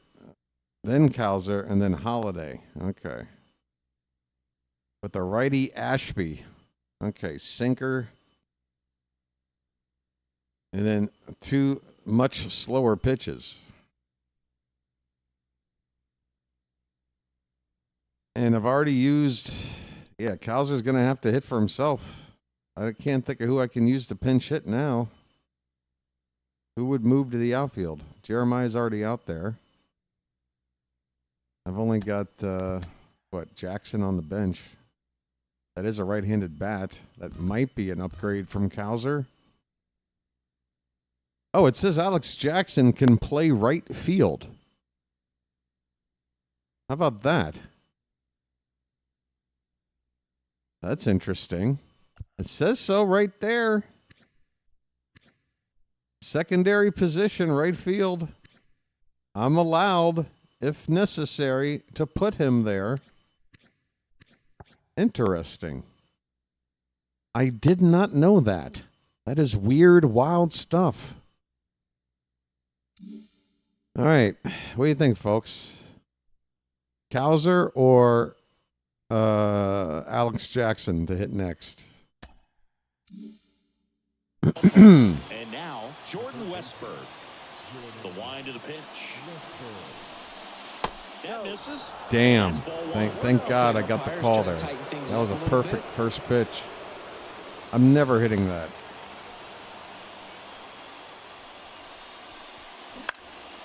Out in front and foul to the left side.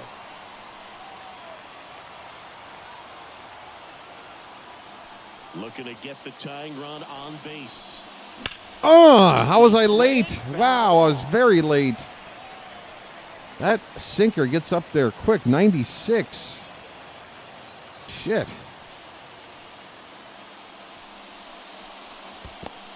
And everything else is in the 80s. So you really got to jump, and it's a sinker, too. I mean, that is... I knew I'd be late. I knew I'd be late. What do? I feel like all I can do is foul off the sinker and wait for an off-speed pitch.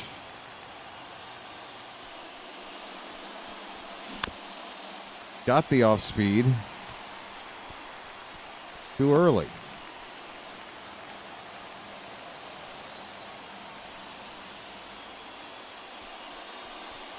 Oh, I thought it was a sinker, and I was out in front. Speeds can be just I'm like, damn, that's right down the middle. Here I go. And I'm way out in front. But the fact that the velocity change had the hitter off balance, and that's all you got to do sometimes. I have to, because I got to go for the... It's just so much easier for me to line up a lefty with a home run swing when I'm using a lefty bat, or an opposite side bat. In this case, a right-handed bat. If this game goes extra innings, I'll worry about playing Alex Jackson in right field then. Whatever. It's a maverick move. Oh, that might be the best pitch I get. One-run game here in the top of the ninth. Oh, he almost took the pitcher's head off. Well, I have to approve of my move. I have to think he was a better bet for a hit than Cowser was. Holiday. Back to the top of the lineup, Jackson Holiday. Get me to Adley. He's next. Just anything but a double play, man. I laid off. I didn't go. I didn't go. Try your best to get in the scoring position. Trying to close out a one-run lead here at the top of the ninth. Oh, my God. It's saying I swung. Weak. Yeah, from the left side, this pitcher looks totally different. Like when trying to hit the pitch. Yeah, it's different. And a pitch. Foul ball. It stays 0-2. Come on, Jackson. Just flare one. A flare. Missed inside with the curve. Just a flare. Kind of backed up on him there. Use that speed. Use that speed. A little bit too soon. Oh, you chasing son of a... slider was way out of the zone. Oh, it comes down to Rutschman. Rutschman. Comes down to not seeing the pitch out of the hand, not Comes down to into the Rutschman. zone, and then I think we got a also decent being little bit anxious, chance. not confident in Give me your that first two-strike pitch sinker. approach. Come on. And so when a guy's in that position, you get him to commit early, and a lot of times you get the swing and miss. I'm as you sitting did on right that there. sinker. I want it right down the middle. I want to get under it. I want to golf it out. Territory, you want to have a lot of confidence. I don't got and you this, wanna be Slater. feeling I really don't good got about how you're this. playing, as well as to your left and your right. I Your lost the teammates, series they're on track as well. Close to the one here Brewers. today, and your final 5-4. They hang on They to knocked win it 11 by a hits. run. For Chris Singleton Scored and 4 our entire runs. outstanding crew here at MLB The Show, I'm John Honestly, Schaub. though, We'll that see you starting soon. pitcher was garbage. I should have knocked him out sooner. I should have put 7 runs on the board off of this guy. And, yeah, not just putting Contreras on, trying to just pitch around him instead of just putting him on. I sat there and said, watch me do this, knowing the risk.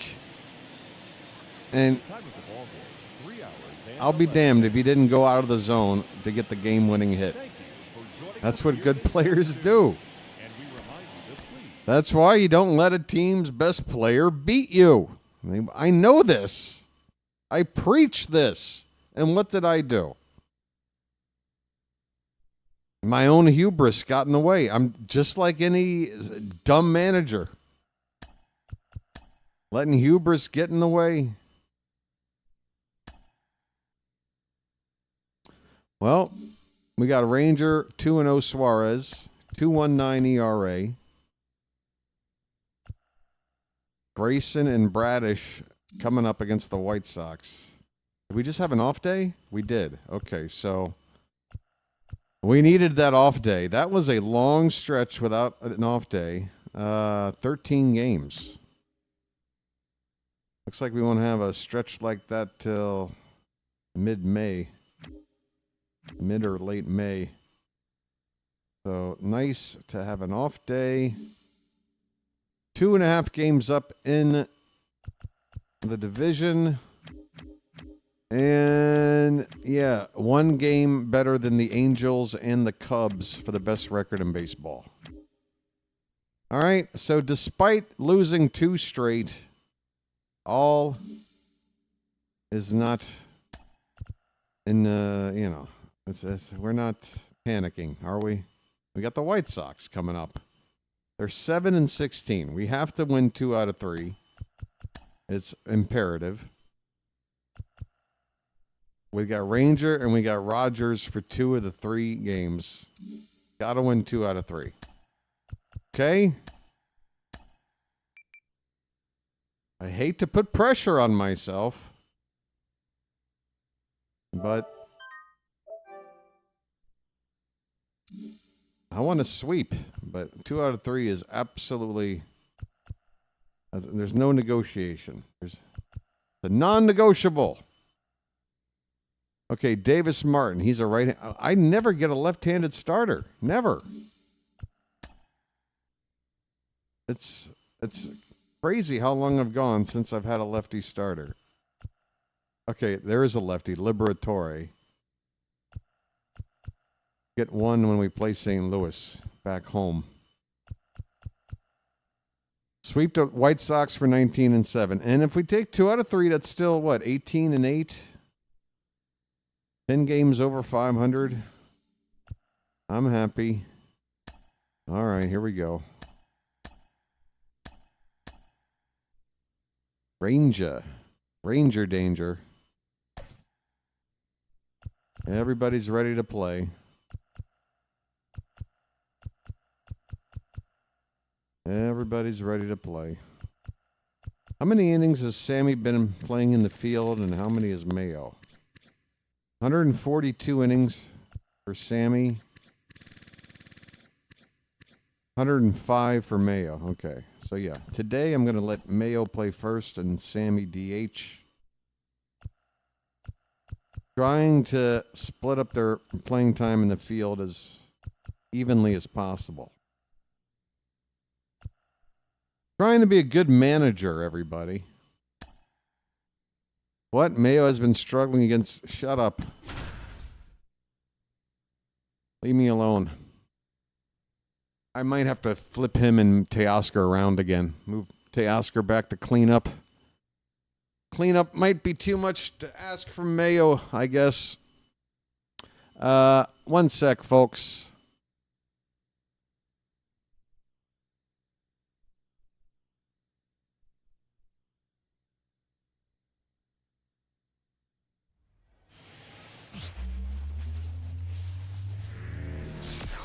Live from Guaranteed Rate Field on the south side of Chicago, we've got baseball on the show. It's the Baltimore Orioles going up against Such a classic Chicago name for a White ballpark. Sox. Guaranteed Rate Field. Wow, that's First right up pitch there with coming at you right after the break. save 10% on your or more on your car insurance park. Buy one, Just get about one set to free go. And towing the slab, Davis field. Martin. Yeah, ZRA last year was a little worse Davis than average, Martin. so definitely be looking for better results this season. You know, one of the keys is just being able to have a consistent delivery and to be able to repeat that delivery so you can hit the spots that you want to hit and have a higher chance of being successful. What does he throw? Fastball, slider, changeup, curveball. Did we see this guy in the first series? Come on, all of you BW Plays the Show historians. Have we seen this guy? I can't remember. This is a how can you remember a guy with a name like this pitching for the White Sox? Davis Martin. He's got his last name is first, his first name is last. How do you remember a guy like this?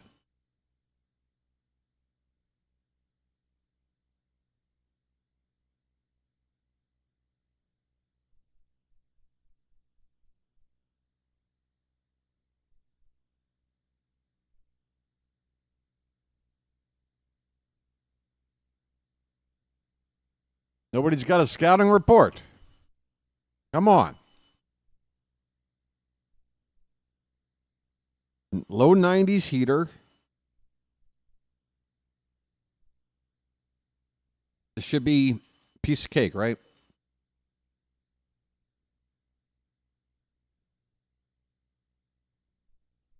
I need a pillow. Okay.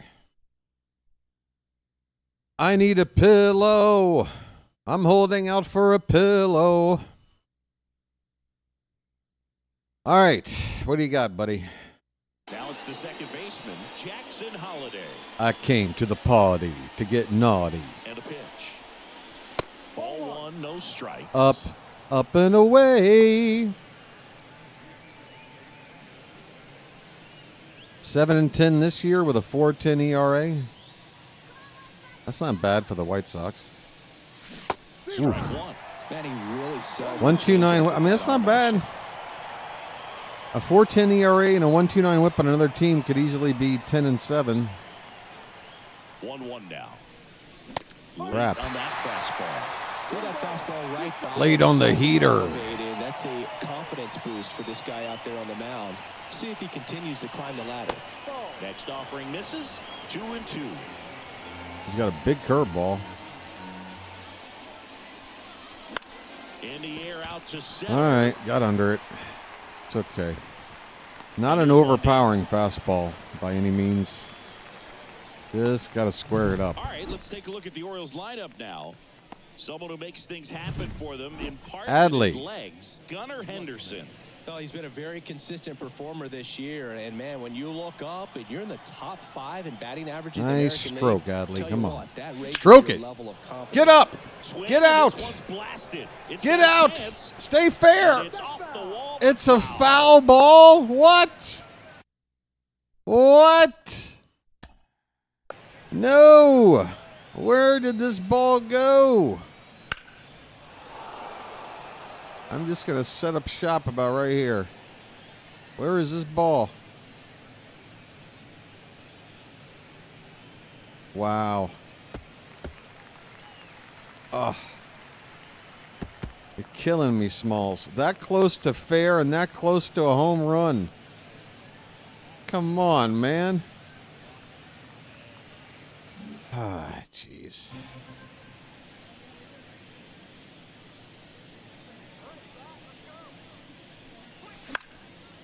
Mm.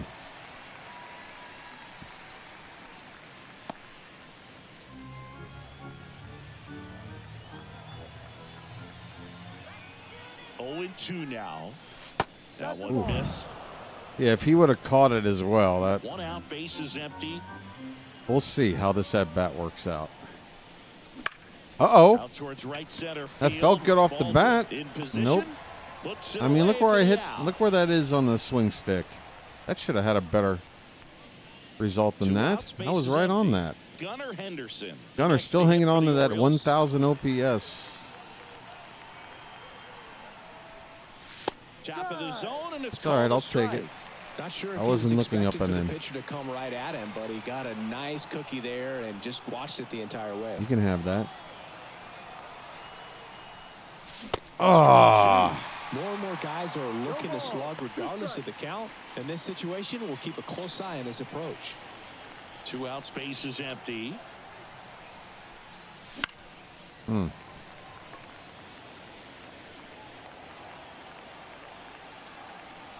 I need to get my thumb exercises in. Oh. That's right, folks. You got to exercise your thumb.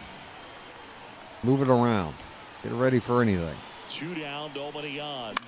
Hmm. Foul ball still 0-2. I'll get you, my pretty. The shortstop takes the ball. Pretty standard high 0-2 fastball right there. If you're smart, you'll look for something What? down in the zone, but not too far. Don't want to chase What? the ball in the dirt. What? And Benintendi able to make What? Throws controller to the side. What? What? What? They were talking about Grayson for Taylor? And now that opens up a spot to really go after number 1. Oh, my God. What? Oh, I have to process this. Is he the answer? I mean, right-handed bat, outfield. He's got some pop. I know he's not a sexy name, but folks, Taylor Ward. Oh, God, he's like, God, it's like if Tyler O'Neill were to stay healthy. I don't know. I mean, it's something. For Grayson. Grayson never wanted to be here. Can we just go ahead and say that now? Do I need to go live now? Do I need to change the name of this stream? Or change the name of the stream on the fly right now? Oh my God. Oh wow. Okay, we're changing the name of this right now. Let's get moving here. Grayson traded. I don't believe it. Grayson traded to Angels for Taylor Ward. I.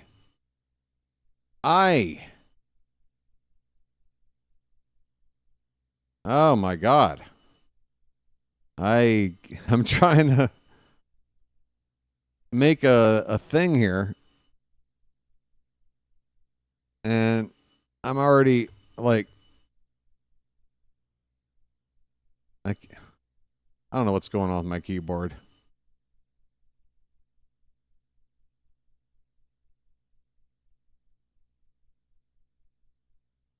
Holy cow. The O's just traded.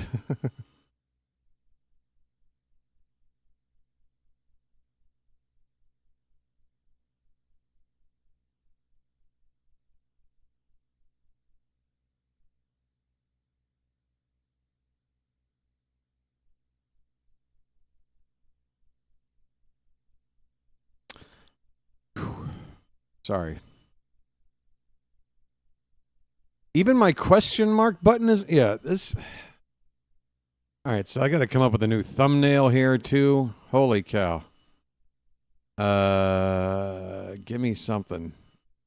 I need a Taylor Ward photo or something. Holy cow.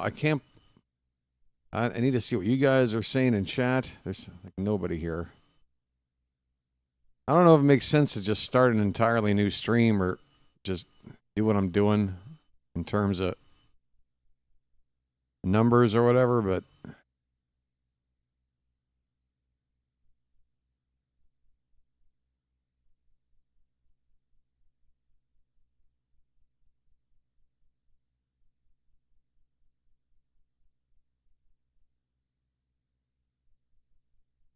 wow.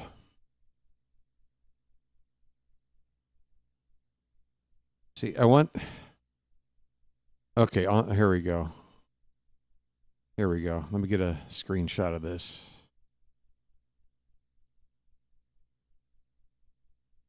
Just going to steal a little something from MLB.com's Twitter. Wow, man. Wow.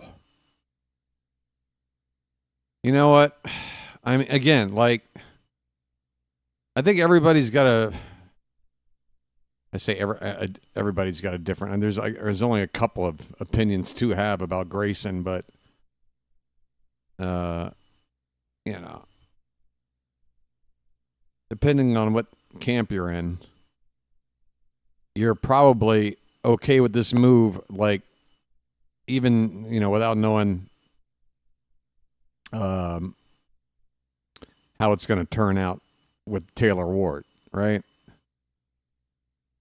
All right, before I hit save, let me adjust everything. Wow, okay. Doing everything on the fly. This was unexpected. Have to react to the news. My broken glasses. Hold on.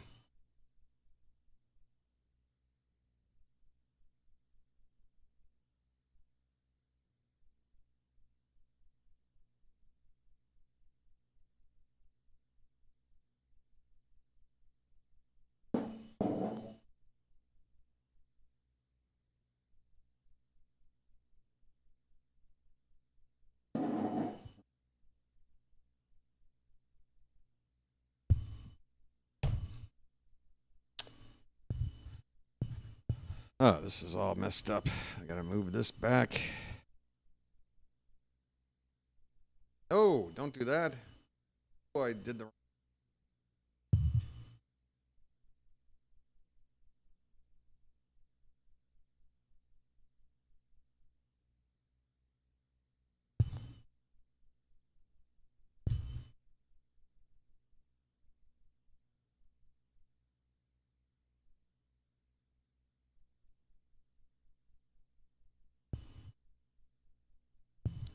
Hey.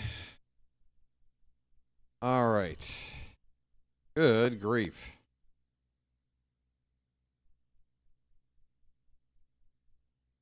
All right. Hi, everybody. I got some things I got to change here. Obviously, we shouldn't be looking at a video game anymore. Let me get out of here. Where is this? Where is this? There. There.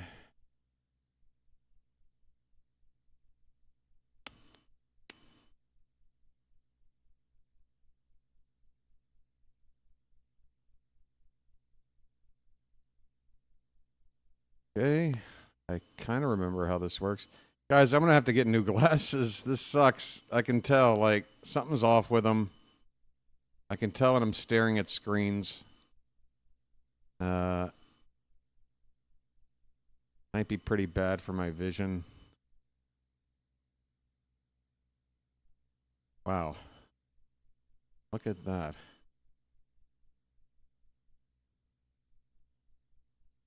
Okay. The sub count thing. We can get rid of the scoreboard. All right. So we're here. I'm right here. Some things could move, but whatever. Hi. And welcome. Reaction to Grayson Rodriguez being traded to the Angels for Taylor Ward. I mean, what can you say? First of all, I think the Orioles did some. I think this is good. That's my initial thought, is that this is good. But I don't. It all hinges on Grayson's actual value going forward. I don't know. I was thinking we were getting to a point where it made sense to convert Grayson to a possible, high leverage relief pitcher at this stage coming up for this season. Go out there and get the arms we need, convert him to a reliever, and then if need be, then if he has to make like an emergency start or something, then maybe he could throw 55 pitches or something or whatever. But the main thing is that the Orioles have already addressed a need that everybody could see, right? Which is a right-handed hitting outfielder that can play, every day in your lineup and in the middle part of your order. And Taylor Ward is that. He's not a sexy name, all right? He's not. But he's quietly, I say quietly, 228 average this past season, but quietly over 100 RBI, right? 36 home runs. The Angels as an organization have not exactly been healthy for several years, right? But Ward has been with them this whole time and has been, I'm looking right now. OPS plus has been over 100, which is to say he's been an above average hitter for his position now for 5 straight seasons, going back 2021, age 27 season. And in one of those years, 2022, he had a 134 OPS plus. That's his best season. He hit only 23 homers, but he hit 281 with a 360 on-base percentage, which is much higher than any other season. His on-base usually clocking in the 320s, 327 lifetime on-base, which is nothing, spectacular. So it comes down to, well, can he slug? Well, 439 career slug, but since 2021, it's been more like, I'd say, crunching the numbers quickly, about a 450, 455 average slug, and that's a lot to do with that 2023 season where he slugged 473, but in this past season he slugged 475. Those other 3 seasons in the 420s and 430s. So you average that out to a guy with about somebody, George is saying, sounds like Tony Tater type. Yeah, in terms of power and RBI production, but you sacrifice some batting average, and the on base is, it's okay. It's gotten pretty good. 3 of the past 4 seasons, he's had 60 or more walks, and that's pretty good. That's pretty good. So even in down years like this year, he only hit 228. That's his lowest average since going all the way back to, before he was an everyday player. He was struggling first couple of years, hitting under 200. But lowest average since, becoming a everyday ball player this past season. But the on-base, 75 walks. Still got it to 317, and the OPS to 792, right on the edge of 800. And you would hope with a better hitting coach and a better hitting approach overall from the team that Ward, we can tap into whatever the best of what Taylor Ward has to offer. Now, what's left on his contract? Can we start there? I have no idea. Let me look it up. Obviously, you would hope this is a guy that's coming in at about, $12 million or less in terms of payroll, because he's into his free agent years at this point, right?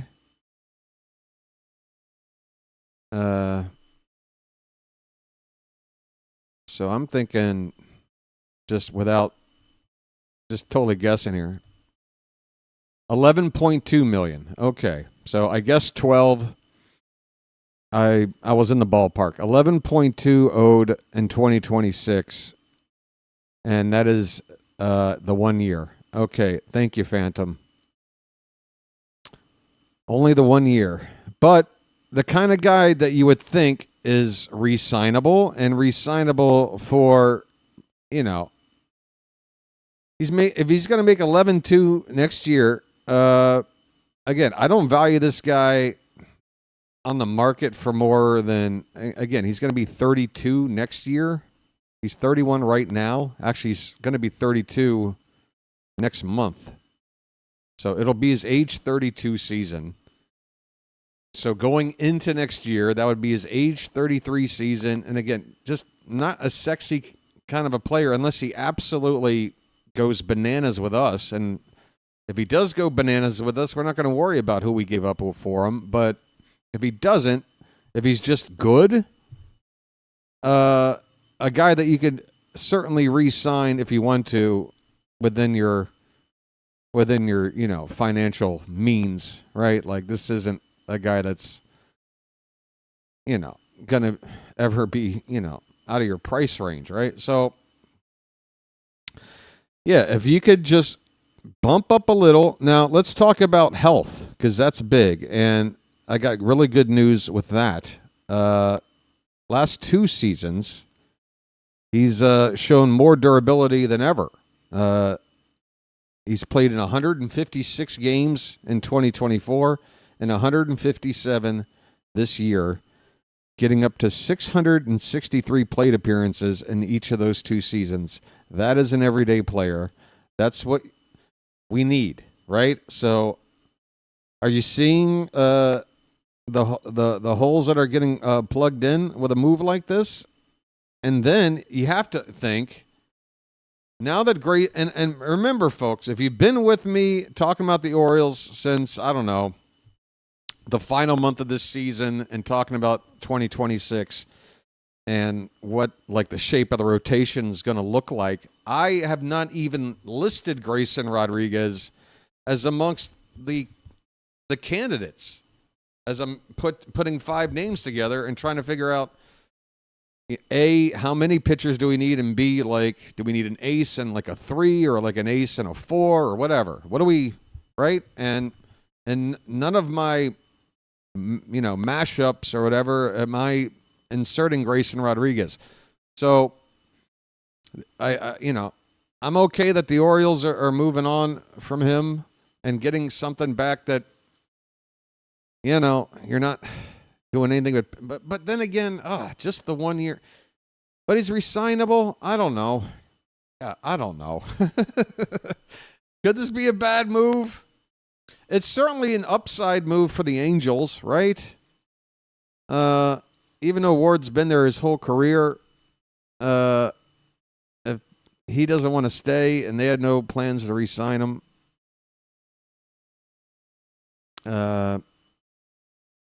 yeah. What about his defense? It also says he can play third base. 103 RBI will only happen if 3 ducks are on the pond for it. I still hate it. He had 3 more years of team control. For Grayson? Well, here's the deal. What I was saying about not having Grayson, like, in my picture of a starting rotation, if ownership is seeing it that way too, and the idea is, well, we're going to get a frontline starter, one by hook or by crook, by trade or by free agency, we're bringing in at least an ace, if not an ace plus another guy, like a 3. And I think, by taking care of that offensive piece through trade like this, that should have the money. But again, it's all about the order of things. If you spend the money first and then make the trade, you're not questioning whether or not this ownership is going to spend the money it needs to spend and get the players we need, right? We don't know yet. They trade first, but it does give us a piece I think we need. But none of it matters if we don't go out and get those other pieces now, right?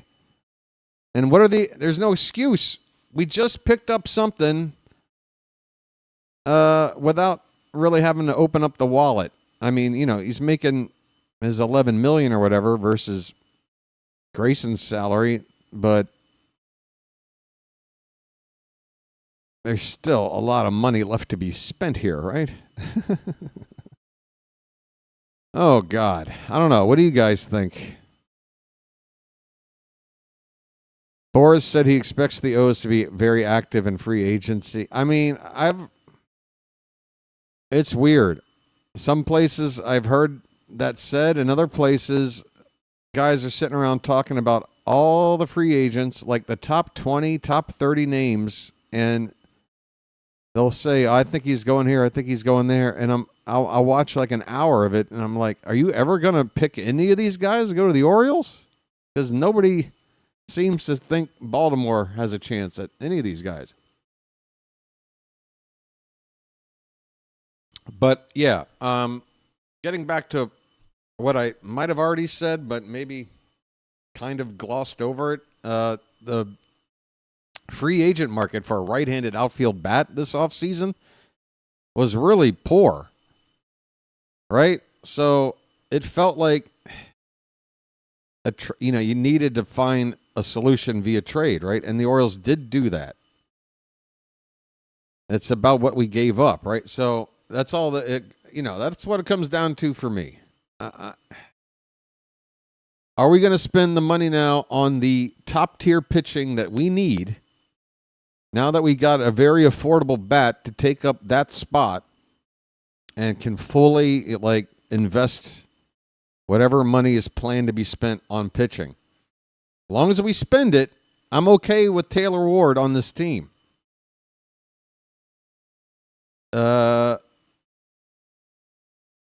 I can't figure out whether or not it was worth the price of Grayson until the future plays itself out. But we addressed a need, again, that I don't think was possible through free agency. Right? So, part of this, I'm okay. I can, it's like I have to grade this trade in stages, right? Part of me thinks immediately there's reasons to think it's a good one. And part of me has reasons to think right now that it could be bad, but time will tell, right? Time will tell. A -3 WAR in defense as a general outfielder and 0.3 as a left fielder specifically. So he is not a good defensive player. I mean, to me, that -3 overall last year or career, Phantom?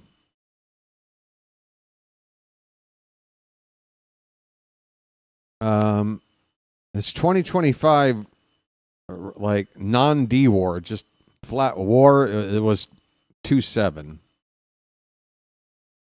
despite hitting just the 228. He's not going to steal a base free either. 24 career steals for this year.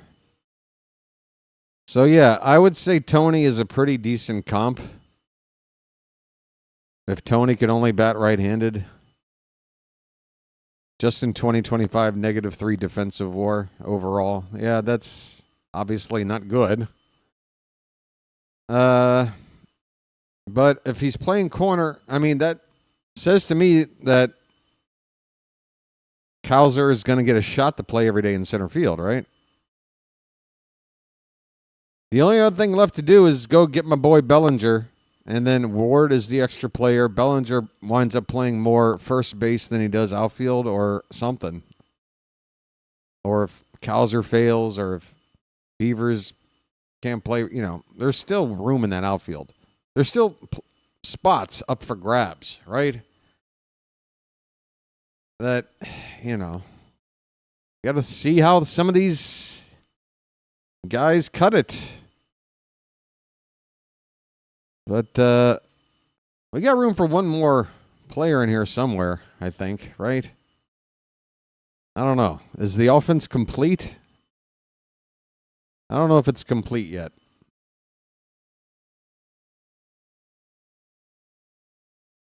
I mean, should we try to put a mock lineup together to see what it looks like with Ward in there and nobody else? And, yeah. I still want Cody Bellinger. Elias must have something else planned. Well, let's get some initial reaction on Twitter. Certainly. This is a trade that's going to have some reactions. Grayson was hurt all last year, too. Who won the trade? One guy responds, Orioles big time. Don't understand how they are buying. If this was after the 23 season, I'd absolutely understand this. What? Only the Orioles would trade a young, cost-controlled arm for a guy hitting his peak right as he's about to get expensive. Angels somehow sold high for once. Baltimore fans hope Ward suddenly turns into Trout because giving up Grayson this early is crazy.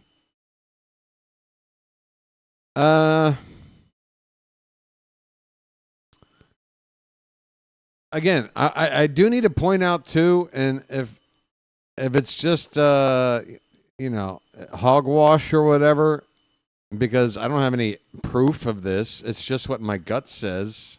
But you don't need proof when you've got instinct. Sorry, I just had to turn into Joe from Reservoir Dogs for a minute.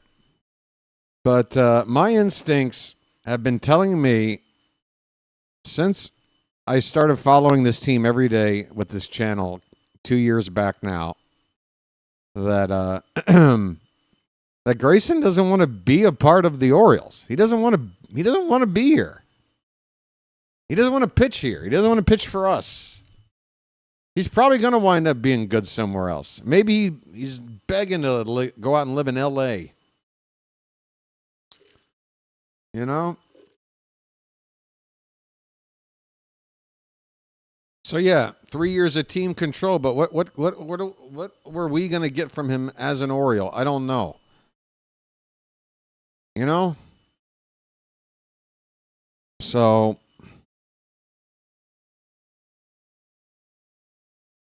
we'll see how Grayson's career pans out. We'll see. It is a weird. I'm going through the stages right now. I am now going through the, wow, Grayson Rodriguez is no longer an Oriole stage. I don't know why. It was very easy for me to initially say, fare thee well, but already had Grayson and only got half a good season out of him. 20 missed starts in 2024. I mean, if he's healthy and he's trying to, be the best he can be, I think there's talent there. I do.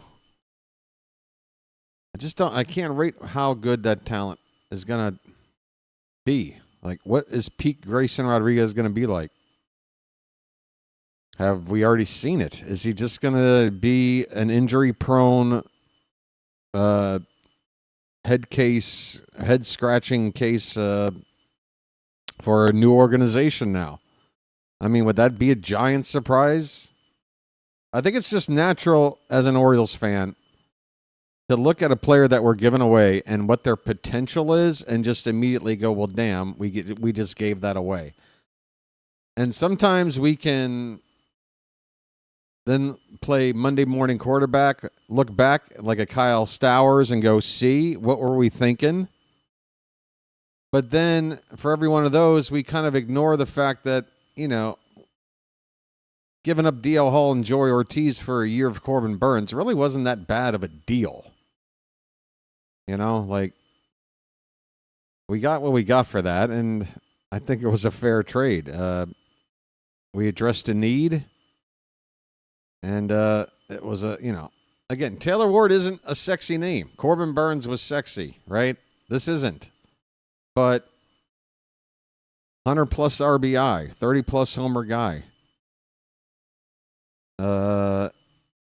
Hopefully, I need to know more about him. I need, again, personality and stuff. He was kind of a part of a bad, the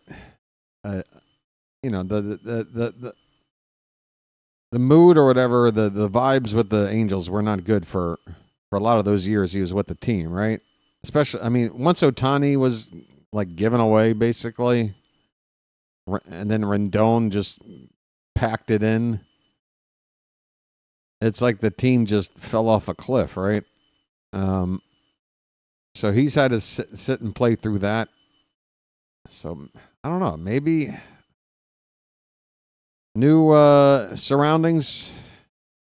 I just don't know enough about the guy. Is he a team guy? If he stays healthy, he's an ace caliber. I feel like that he hasn't been, and I can see why some are ready to move on from him. But at 26 and all that team control, I feel like he's worth more in trade. Yeah, I mean, just on paper, 1-for-1, I feel like the value is in favor of, that we gave up more than we got, right? But I'll also say that, it's kind of like when I'm shopping for a trade on the show. Like, there are some players that I'd prefer to get, but they're at a caliber that's just a little too far out of reach for what I can afford to give up or whatever. And I'll find another guy that I'm, not as high on. But I'm like, well, it still fits the need I want, and I can afford to give this up, and, you just, or maybe I'm like, it's more than I want to give up, but there's nobody else that can match what this guy's numbers are that I can get with a trade for what I'm giving up. You feel me? Hey, Rhino, how's the show going? Show's fine. I was playing a video game for like an hour and a half or two. And then a major Orioles trade just went down. And I'm just sitting here reacting to it, trying to process what I'm looking at here. Wow, my camera's like all bent, out of shape. That's more straight, I think. I don't know. Hey, there's my fan. A 3.86 with a horrible outing. These days, that a potential 20-game winner, huh? He was a borderline 3 with great run support. He was 13-4 with a 3.86 ERA when he got hurt.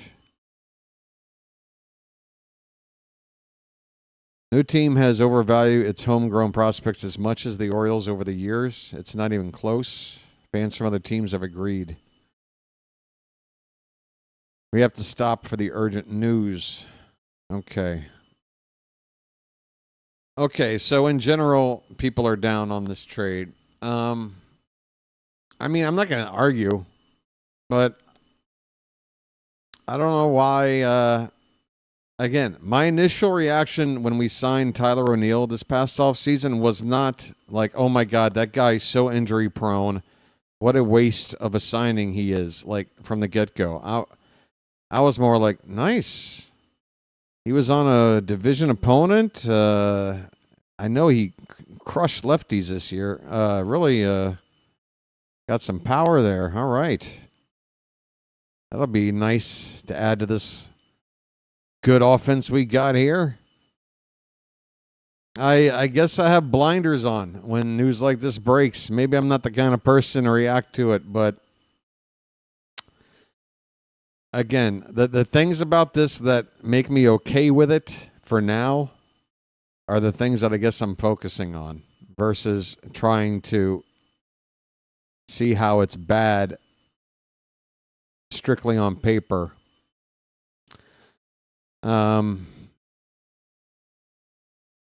And those main points are, again, one, I'm not convinced that Grayson, even with 3 years left, was going to develop into something for us. And again, I don't have any evidence to back it up, but there's something about the interviews I've seen him in and what have you, where I don't know. I need to have some kind of responsibility if I'm going to talk about players and stuff on a YouTube channel, I guess, instead of just being like some Twitter schmuck spouting off about stuff he's only speculating. So I'll just leave it at this. I don't know if Grayson Rodriguez wanted to be an Oriole. I don't know. But that's the vibe I got with him. So already having that vibe, it doesn't really matter to me the number of years left in terms of team control to me, because I don't see how that is going to change until he does leave. Maybe in his final year of arbitration, like, walk year, he suddenly figures it out and whips off 16 wins or something.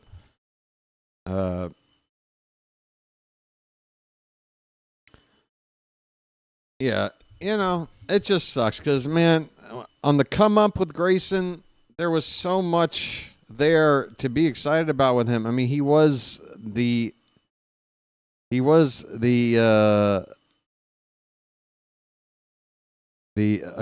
adorned like with that future ace role. Like this is gonna be the next big thing for us on the mound. Not since Mike Mussina have we had a talent like this. So I guess that makes it hard, right? To for it to wind up like this. The Angels have hired Mike Maddox. He's a decent pitching coach. Sorry, I can't speak. BW, my only question is how can we get bullpen help? Well, there's plenty of arms out there, but they cost money. And again, the fact that we're able to address, whether you like who we're giving up for Taylor Ward or not, I think him as an addition is good. I think it's a better addition than O'Neill was. But it's not sexy enough to, bring the fans back, right? So you got to be showing me ownership and the rest of this fan base, not to speak on everybody's behalf. Everybody's got their opinions, but I think in general we can all agree that we are due for this team to open up their wallets and get the payroll up to a competitive level. I've suggested a shopping list that would bring the payroll to about $175 million. That's what the arbitration figures that are projected for all those salaries yet to be determined for the next season, projected, factored in, right? 175, something like that, which is still like $100 million less than the Blue Jays or the Yankees. And I'm talking about picking up a Ranger Suarez. And if we're not going to have to, if we're not going to spend for like a Cody Bellinger, then get an ace to go with. Who is the biggest? Dylan Cease, I guess, right? If you get Ranger and Cease in this rotation now with Grayson gone, I don't think if you add two names like that, that the fan base is going to moan too much about Grayson going. But they are going to moan if you don't add certainly one of those two guys, right? But now that you've moved on from Grayson and you got this cash and you've addressed another part of the team without having to really, go crazy with the payroll, then let's see you go get a couple of big arms now. Couple of big arms. And bullpen, obviously. Brian Mattis was hyped as a 1. When they obtained Ubaldo, they spun it as stealing an ace. Cabrera was Randy Johnson. Ponson was going to turn into a light version of Clemens. Yeah, there have been plenty of Oriole pitchers from the past that were marketed as like the next big arm for us that did not pan out. Most of them just were guys that threw hard but didn't know where the fuck the ball was going. Daniel Cabrera. Jesus Christ. Don't get me started. I mean, just no clue. And that's when I decided, like, man, spotting your pitches is so much more an art form than I don't care if you can throw hard, man. You gotta throw strikes. You gotta know how to move the ball around the plate, for crying out loud. Anyway, I'm getting on a tangent. I feel like there must be another bigger trade in the works, said Mr. Hyde. I hope so. I mean, it's early. We're still in November. We're in mid-November, and we pulled off a pretty significant trade here. And we already pulled off a trade to get Kittredge back with the team. I would say the Orioles are looking more, active than perhaps people would expect.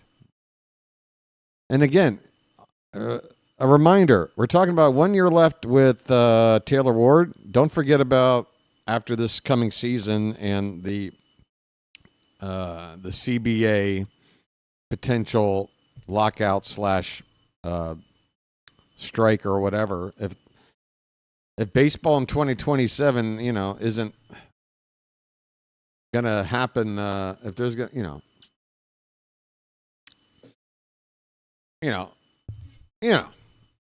Anyway, what else? Grayson also wasn't an Elias draft pick. Yeah, that certainly makes the idea for Elias to let him go digestible versus right. Yeah. So, and I don't know, maybe Grayson really just, again, I don't know. Brad Pennington was the ultimate, what does it say? Close eyes and fire. Oh, right. Oh, yeah. Pennington, yeah. Half the time whiplash from watching home run balls. Yeah, I kind of forgot about Brad Pennington. Thanks for reminding me. Objectively, this team now needs at least one more starter and desperately needs a back of the bullpen guy. Oh, we need like 3 bullpen guys. Kittredge is a good ad, but we need like 3 more in there. Honestly, they don't all have to be studs. One more stud and a couple other mid leverage guys should get the job done. Does this mean Wells slots in the rotation? If Tyler Wells is announced as part of the Orioles starting rotation to begin the season, then we have not had a successful offseason.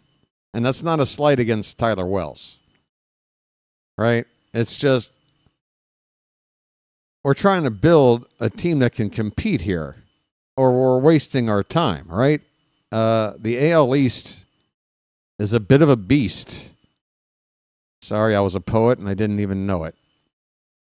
But if you haven't noticed, the last 3 seasons, has it been? The Dodgers have just played their 4th AL East team in the World Series, like in the past 7 years or something. We're the only team not to play the Dodgers in the past decade from this division in a World Series, I think, right? It'd be nice to compete for once, right? And we know the offense, if coached right, should be very good. Not just okay, but very good. You don't need to add a Kyle Tucker to this offense to make it good. You need instruction and just positive vibes flowing through this team, and they'll unlock what they got, and we know it's good. I mean, maybe we don't know it's good for a Dylan Beavers or Kobe Mayo, but we know it's good for Westberg. We have to think Kowser's better than whatever that was last year, right? This past year, right? He's better than that, right? And I love his defense. I do. I really hope Kowser figures it out. I like his personality. It's really miserable that the guy looks really bad at the plate. I hope they figure it out with him. Because, yeah, not only do I like him, but he's the only dude that can play center field. And with Ward on the team now, that's still the case. So that's the other thing. Like, for me, Bellinger's still not off the table as a guy I want to pursue in free agency because he can play center field, amongst many other things. Chow is saying we need Cody Bellinger. Yeah, I would hope, but hopefully Grayson doesn't turn into Dennis Martinez. Oh, please don't make me start thinking about regret. Regret. I'm going to go into my Jason Robards from Magnolia impression. Watch out, everybody. Regret. Regret. Use it. Still comes down to Gunnar, Kowser, Westy, Jackson, Adley, Mayo, Beavers, Sammy. Yeah, I mean, we've got the dudes. We need the arms. Arby's has got the meats. We've got the bats. That's right. We have not lost to the Dodgers in the World Series. In fact, we had a nice sweep, if I recall, 60 years ago, nearly. Last year, it looked like whenever he was figuring it out at the plate, he got hurt. That happened to a lot of guys. You have to think that this team, that just a fresh start is going to mean so much for, the way they start playing next year. Like, and we're all going to be watching very carefully, right? Like the opening 2 weeks of the season. How this team is gelling. What the, chemistry is like. How their attitude is looking in the clubhouse. Or not in the clubhouse. In the dugout. Or on the field. Sorry. Just getting an alert regarding Grayson Rodriguez. Well, he went to the Angels where pitchers generally fail or get injured. Yeah, but of course, I wish Grayson or anybody leaving a team that I don't have a real grudge with. Like Grayson, I don't think he ever wanted to pitch here. I get that vibe from him. Maybe that's why I'm able to, handle this trade. I say handle. I mean, everybody's going to be able to handle it. I'm not saying if you don't like it, you're not handling it. Maybe that's the bad word. Wrong word. I'm able to accept this trade, I guess, more than others. Because I'm just, I got my reasons. I just don't think Grayson was going to work out for us. And I guess I'm only thinking about the best case scenario. And the best case scenario is Grayson is going to have little glimpses of brilliance in his time with the Angels, but also get set back with more arm issues and never really find that 30 start a season, guy that you want, right? And Taylor Ward, meanwhile, comes over here, hits it off with the rest of the team, provides some leadership. And believe me, you have to think he's coming from a team where the vibes, I'm just trying to put myself in the mindset of somebody like him coming out of a situation like he's in. I'm sure he would love to, right? Like, fresh start, a chance to, like, be a part of a pennant-chasing team. Let me be a leader. I can be a leader here, right? It's possible that if everything went right, that you can look at this as a good trade, but that's being optimistic. And certainly Mike Elias has to be thinking best case scenario, or else you don't make this move, right? Jeez. We need to be healthy. Again, 157 games last 2 seasons from Ward. Age 30, age 31 seasons. That's a pretty good sign. He stays healthy. Weird injuries can happen to anybody, but, he doesn't have that tag of a guy that gets the niggles and knocks, misses 4 games here, has to go on the 10-day DL there. He plays every day. And we need at least one spot in the outfield that we can stick somebody and go, you're playing there every frickin' day. And he's the only guy right now, right? I mean, O'Neill isn't that to me. Cowser, I think, is looked at as that guy, is going to be given a chance to be that guy, but for me, still has a lot to prove until he, locks in that role as that guy. So, yeah, 3 outfield spots. You got a chance to platoon in one of them, but you definitely needed a right-handed bat to balance out this lineup. You needed somebody with RBI production, and you got your guy with Taylor Ward when it comes to those needs, right? On paper, you had hope, but I think Elias looked down on paper at Tyler O'Neill last year and had the same thought when he went to go sign him. Like, that's on paper, this is exactly what I'm looking for. This guy. He wasn't factoring in the injury history. He wasn't factoring that in, I don't think. He probably factored the injury history in with Ward, but what about other factors? Again, personality. I don't know. Is Ward a good dude? I don't know. Somebody talk to me.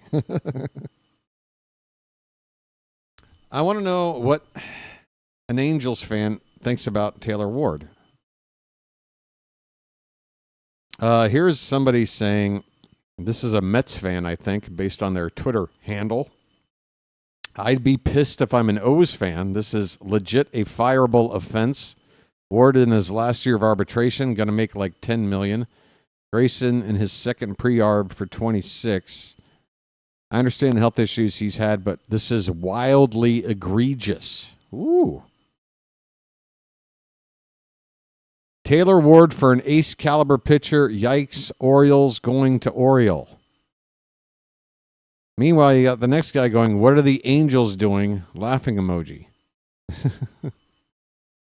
And then a guy with a Michael Scott gif going, no, please tell me this is not real. And I don't know. What side are you on? One guy says it's a terrible trade for the Orioles. The next guy says, what are the Angels doing? Next guy's going, no. No about what? This one says, wow, that's an amazing trade for the Orioles. This one just says good move without saying for who. I think we're done rushing guys to the show. Likely give them another year. Who are you talking about? Bradfield? Yeah. Bradfield.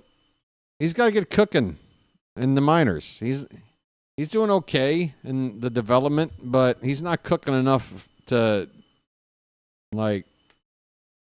threaten to, we got to make a spot for Enrique Bradfield.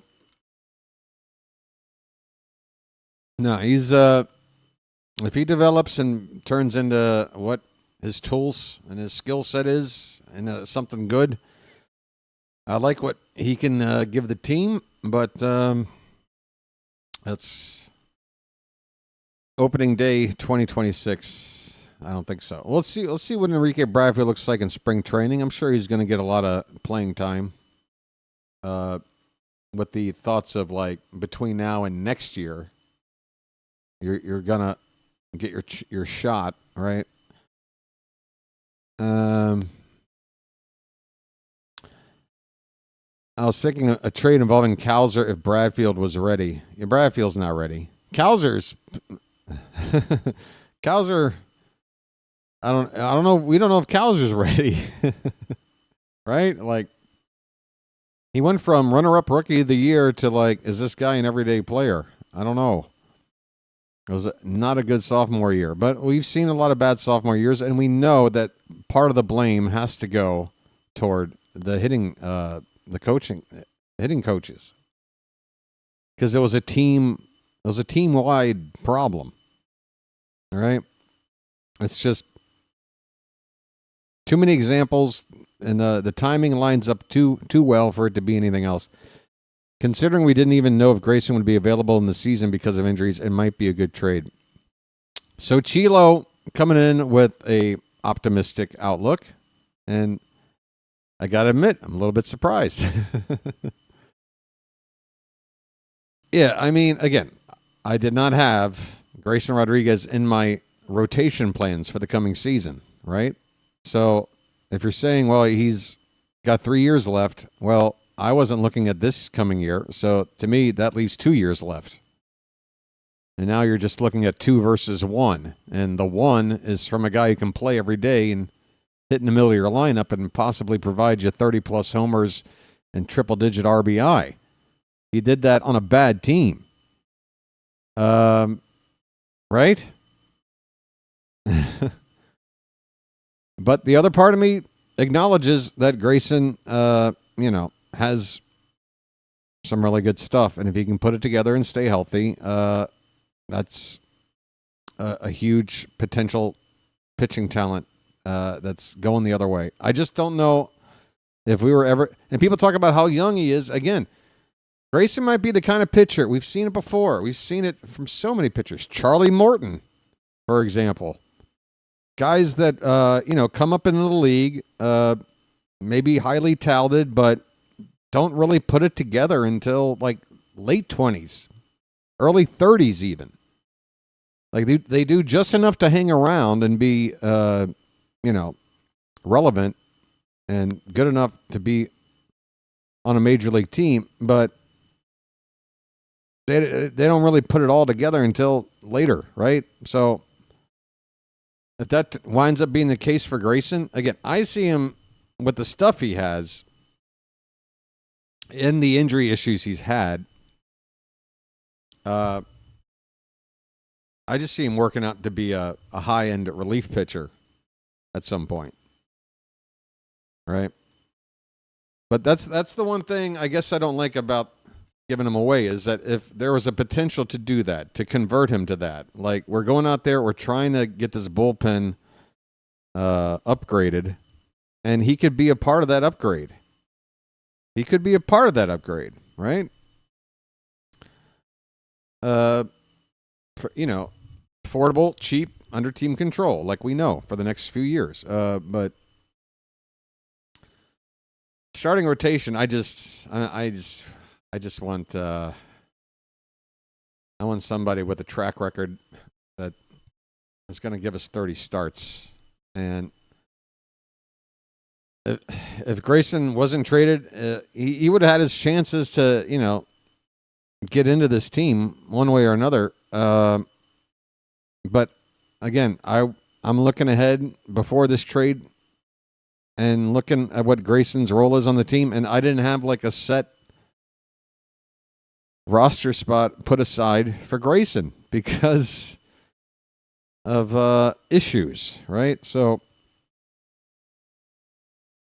let's see what else is going on.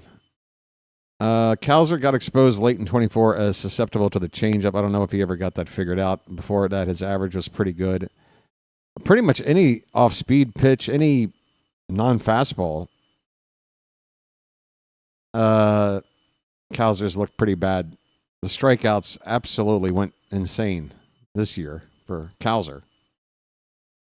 I think, I just don't see how he again, it's just his sophomore season, right? Sophomore slump. There's a reason why this phrase exists. And in Cowser's case, between what he showed in his rookie season, which is Rookie of the Year runner-up, and in terms of position players, the Rookie of the Year, because the award went to Luis Heel, pitcher, Louis Heel. So we're talking about basically a Rookie of the Year caliber guy that fell that hard in his sophomore year. Baseball history has shown me that this can go one of two very different ways, right? Bounce back year in year 3 because we've seen the talent, we know it's there, or he's a rookie flash in the pan, and the sophomore year is the real Cowser. This is a big year for him. This is a big year because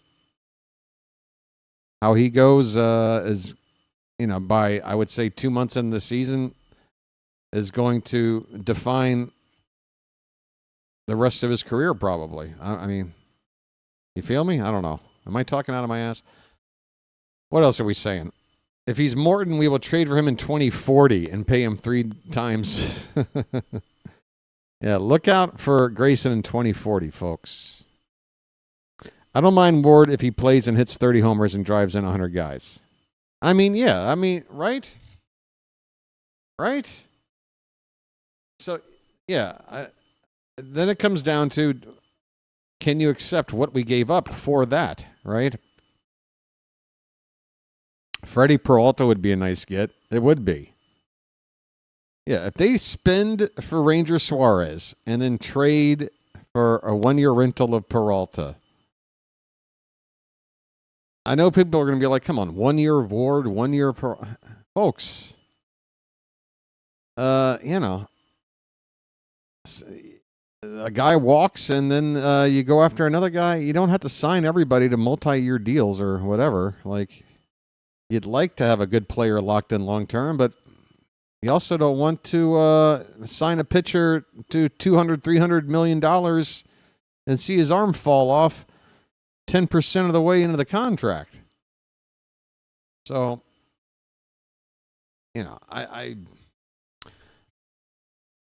I would like to trade for Freddie Peralta if possible. Cowser's still 25, and age 26 is the year lots of players have their best years. I hope he puts it together. Yeah, again, with a new... with a fresh start and new guys working with him, new manager, I really hope Cowser can be. Because I think defensively, and again, team player and everything else, I think he's a great ball player. Just got to hit. He's just got to hit. Everything else is okay. Eddie led the league in homers and RBI at 25. Nice. Oh, good year for him. Luckily, he didn't play during the age of, Aaron Judge or Babe Ruth.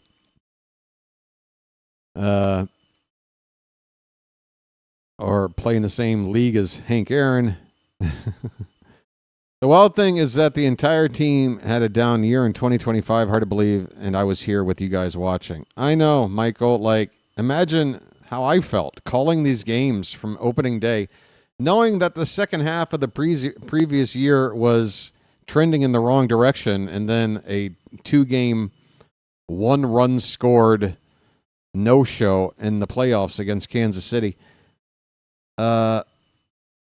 and not going out and getting a tried and true replacement for Corbin Burns, like an ace pitcher. And people, again, down on signings like O'Neill and stuff. And I saw a lot of prognosticators saying, I think the Orioles are going to take a step back this year. But nobody, and I mean nobody, even if you were down on the Orioles and saw them as making mistakes last offseason and taking a step back, nobody had them playing as a last-place team and losing 90 games or whatever it was. What was our final record? I don't know if I want to know. I don't know if I want to know. We lost 90. Did we lose 90? I don't know. I don't even know what our record was this past year. That's the trauma I'm talking about. What the hell was our record this year? We were 75 and 87. Okay. We didn't lose 90. Okay. 75 and 87. Guys, I'm telling you. Let me just say this, all right? Oh. You know, like major sports, like there's just so much talk. And here I am with a microphone and a YouTube channel talking about the Baltimore Orioles. I understand the hypocrisy at play here. But I'm saying in general, talking about your sports teams and player movement and how can we upgrade this and what's the key to unlocking that and how are we going to go from here to first place. I'm telling you right now, we might have already done everything we've needed to do to make this a playoff team already. Just simply by changing the manager and adding a right-handed bat to this lineup and adding Kittredge back to the bullpen. The bullpen is still not good. But what I mean to say is that you're clearing out the coaching staff. You're bringing in Albernaz. He's going to bring in his dudes. He's bringing in his dudes. And if we got it right with Albernaz, then I'm telling you, add 12 wins to this team right off the cuff. That goes from 75 and 87 to 87 and 75. That's 2 extra wins a month by just having a competent coaching staff. And you know, coaching this team up to its capabilities. Not playing above and beyond, which honestly, I think is part of what Albernaz did with Stephen Vogt in Cleveland. I think the Guardians punched above their weight, and I think that's what makes Albernaz an attractive person. That he's the kind of guy that might have the ability to get the most out of whatever he's working with, right? So if that part of this offseason pans out, if Albernaz works out, then already it's looking up. The thing that is difficult is that we play in a very tough division. If we're playing in the Central, I'm fine chilling on 87 wins. Like I said, I think that's doable just by again, we don't know. Nobody knows. But based on vibes and everything else, replacing the manager with Albernaz is going to make a huge difference to the wins and losses of this team. No more of these 24-2 blowouts. No more leaving Carson Ragsdale out there for 55 additional pitches when you know he don't belong out there, that kind of thing. 2023 was everything can go right season. 2025 was bizarro 2023. Yeah, man, 2023, looking back, how it never, and I told people this after, like going into 2024, don't ever take 100-win season for granted. I don't care if we flunked out of the playoffs or not. That was a spectacular season with a very young team, absolutely, defying anyone's expectations, going above and beyond, and you love to see it. It was the most magic this city has seen from its baseball team in a long time, right? And we're hungry. We want more of that. We got a taste. It's like, you ever gone to a place that has a really good buffet? Like they rotate the stuff out. They keep it fresh. And you want to keep coming back for more, right? Our buffet was like a neglected, podunk Shoney's buffet, all right? I'm talking like instant ground beef mix. You know what I'm talking about? Like that's their, for like making tacos and stuff. Just the worst buffet. A neglected buffet. Now we're opening it up. Now we're horn and horn. All right. Now we've got a rotating buffet. Everything's looking delicious. I want to come back for more. I don't know where this analogy's going. I have no idea. It's almost midnight. I guess I should sign off.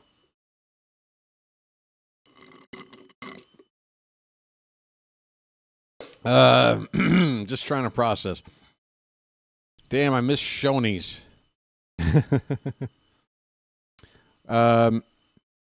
We were 500 under Mancelino. Could have been better if we hadn't traded away our best pin arms. It makes me wonder what could have been if not for the bad start under Hyde. I mean, Phantom, again, I think that just speaks to the talent that's on this team, because I think Mancelino, he was learning on the job, I think. I think he became more competent as a manager,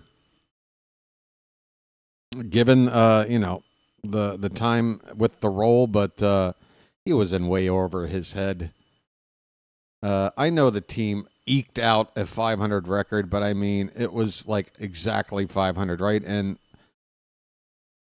there was some building of like momentum there, but there was also regression like during the Mancelino period, right? Like there were peaks and valleys, right? It was trending better than the Hyde start, but what happened? What happened? And that all feels connected to what happened around the All-Star break in 2024, because that's when everything started to unravel. It wasn't long after that where the we don't get swept streak, I think, got snapped. I think we lost it playing at Cincinnati, I want to say, or something. Like a week or two after that All-Star break. Players' offensive numbers just started dipping. Mainly like Adley Rutschman. Rutschman has just not been the same since the All-Star break last year. To think that he was a starter in the All-Star break last year and in the home run derby and futzing around like on the fashion red carpet and everything else. And to look at what Rutschman has done in the, 240 games since, 225, whatever. I guess it's less than half a season after the All-Star break, but whatever. 225 games of what's happened to Adley. Are we going to get him back? What about Eflin? What about him? Like, just in general, what are my thoughts? I mean, he's going to be a free agent, and I don't think we want to bring him back. I think we want something that's an upgrade from Eflin, right? Let me look at this. Let me take one more look at the free agent pitchers for 2020 coming up. By the way, when I was calling Max Scherzer pitching in the World Series, I was under the impression that he was hanging it up. I'm like, well, I mean, surely he's going out like with this World Series appearance, but apparently Scherzer is more than gung-ho about pitching another season. I think everybody would go bananas after the Charlie Morton signing last year, but if we were to sign Scherzer for a one-year deal as just another arm, I wouldn't hate it. Don't hate me for saying that. All right, here we go. Dylan Cease. What are we looking at? Oh, Eflin. Where is he on this list? Yeah, so I'm looking at Eflin, 2.6 WAR, 32 years old. I mean, you got guys that are comparable, like Nestor Cortez, lefty, Adrian Hauser, Tyler Mahle, Lucas Giolito, Aaron Savali. Like, I just feel like, there's probably a name and a group of guys that are in the Eflin range that would probably be a lot cheaper. For whatever reason, Eflin gets paid pretty good salary. I could see Rutschman and Mountcastle being traded. I definitely can see Mountcastle being traded. I feel like he has to be traded. The first thing I thought when I saw an announcement of a trade was that Mountcastle was going to be in the trade. And yeah, Rutschman, a lot of people are thinking that, and there's a reason to. You got Basayo knocking on the door. I don't think he's ready to be an everyday catcher, though, defensively. And that's what you're asking for him to be if you trade him, Adley, that is. But you got a lot of young prospects at that position now behind him. I say a lot, but two first round or end of first round guys from this past draft now in the pipeline at that position. So moving on from Adley, I don't think is out of the question, but I feel like you'd have to still then go out and get something as insurance for an ineffective Basayo as an everyday catcher defensively. I'd rather see Basayo get some work at catcher, develop, but split time with Rutschman and then get some time at first base and then see which one sort of fits better for him. Yeah, sorry. I probably should be wrapping up here. Michael, can we... What is this? Sorry. Can we trade Cano away because he always gives up runs to supporting teams? I don't know how much Cano is going to be worth in a trade. I like Cano Chowa, but did not pitch well in 2025. Not sure he will be with the O's going forward. Scherzer wants to pitch in the playoffs. I don't think he would sign with us considering. Yeah. Definitely agreed, Phantom. Scherzer isn't going to sign for a place he doesn't think is going to the playoffs. But if Scherzer is still unsigned, like at the end of winter, and we've made a few really large additions, I guess that would be the measure of whether or not we've had a good offseason. Would Max Scherzer take a deal from us? If he says a flat no, price tag doesn't matter, then he's telling us we haven't built a strong enough team, right? But if we do,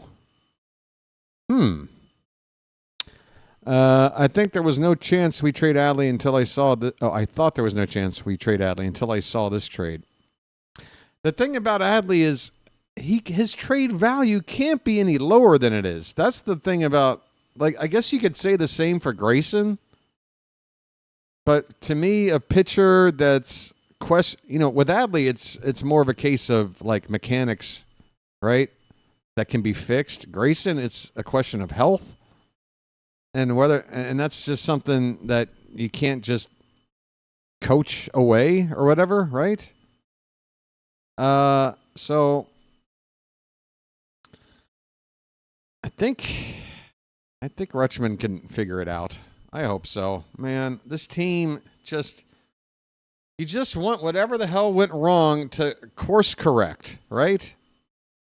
You just want to think that oh, this is a situation where, you drive a car and something, is clunking up in the front end there.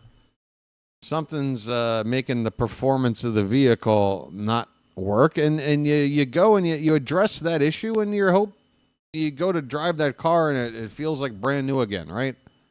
That's what you want to see from this offense, because it's a nice car in there. It's just been neglected, with a nice wash and, a nice tune-up.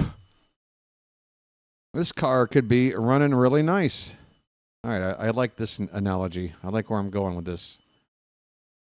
Now I don't feel that anyone is safe. Well, yeah, I mean, to trade Grayson Rodriguez, I will admit, it's surprising. It is surprising that the Orioles traded him at all. Not mattering what we got back, just the idea of putting him into a trade. That is surprising. I think Drew French needs to make sure his pitcher is ready to go pitch. Chow, the team and coaches can't be much worse. Defense, getting on base, steals, hitting with runners in scoring position. Adley had repeated health issues all year, too. Yeah, that's true. That's true. But, again, I have no problem with having a debate because it's speculation. But I would argue we're both speculating. But a pitcher who has had health issues sort of from the get-go with his arm, which obviously, as a pitcher, very important, is a different, like it's comparing apples and oranges compared to a hitter who, yeah, Adley did get banged up and miss time, but so did virtually every other hitter on this team. And at some point, I got to blame the strength and conditioning crew and other things at play because everybody is getting banged up over here. How many catchers did we lose? Did we use this past year? It was ridiculous, right? So I don't think Adley is like injury prone, right? I think. But again, it's impossible to say because bad luck can lead to an injury to anyone at any given time. And I'm not going to sit here and try and suggest that Adley is going to be perfectly healthy going forward under new coaching and management. But I don't worry about the potential for him to be a injury-prone player like I have felt with Grayson already for a while and kind of feel justified in feeling that way given to where we are with. I don't even know where we are with him. Like, what is the latest with Grayson and his comeback? What is he on pace for? Do we even know? Like, I'm being honest. I'm not trying to be a dick. Somebody let me know because I don't even know. I mean, we are like 3 months away from pitchers and catchers here, folks. Where's he at? Need two now, Chower. Bradish, Rogers, Kramer, and. Yeah, so that's what I'm saying. Like, trade for Peralta, sign Ranger Suarez, and we've got ourselves a rotation. And it's Peralta's a 1-year rental, and his. I know we'd have to give up something significant if it took Grayson to get Taylor Ward for 1 year. But I'm telling you, Peralta is cheap and affordable and fits the need, and you go get a Ranger for like a 4-year deal. There's a rotation. I hope. But we have to. Man, if we treat the rotation like we did last year's with the Morton and Sagano signings, if that's how it's going to look, I can't sit here and pretend like I'm going to have any faith in this team. You're not taking this team seriously, ownership, after what you just saw happen last year. You have to, be willing to bite the bullet and maybe open the pockets a little more to compensate for the mistakes that were made. Especially if you're going to retain and promote Mike Elias, like, it's all on your shoulders, guys. Honestly, what are you doing? Again, do you expect the fans to come out and see this team play if you don't go out and sign big name players? Because guess what? This trade right here, not only does it not bring fans in, I think just based on the small sample size interacting with you guys, I think this alienates more fans that are on the fence than excites them, right? So yeah, you've put $800 million into an upgraded ballpark. You got a team that finished in last place and made a lot of bad decisions. You've held on to the GM that is supposed to be responsible for those decisions. So now, what are you going to do? It's put up or shut up time, Baltimore.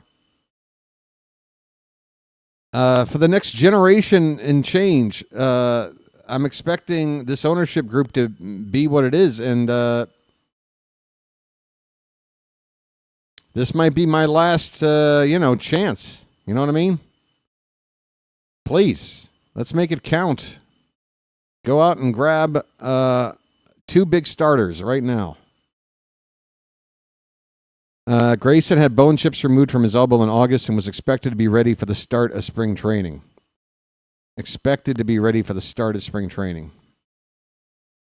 I need more than that. Not that you haven't provided me anything, Phantom. It's just like ready for start of spring training is like saying completely over the injury and have rehabbed everything, and it's just like it never. I mean, how ramped up are we talking? Grayson was overvalued by the Orioles. I don't know. I think time will tell. He's too young, and there's too many examples of pitchers with good stuff that don't have it all put together in their 20s and figure it out later. I think it's just too early to make a call on Grayson Rodriguez and his career and what he's going to do.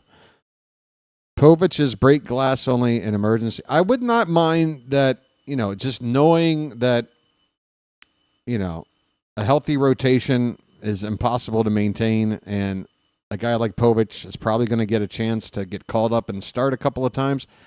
I look forward to those opportunities for him. I haven't given up on Povich as a guy that could pitch in this league. I like his curveball. I like his composure on the mound. There's something about the way he carries himself to me that feels like he's a big leaguer. That there's something there. So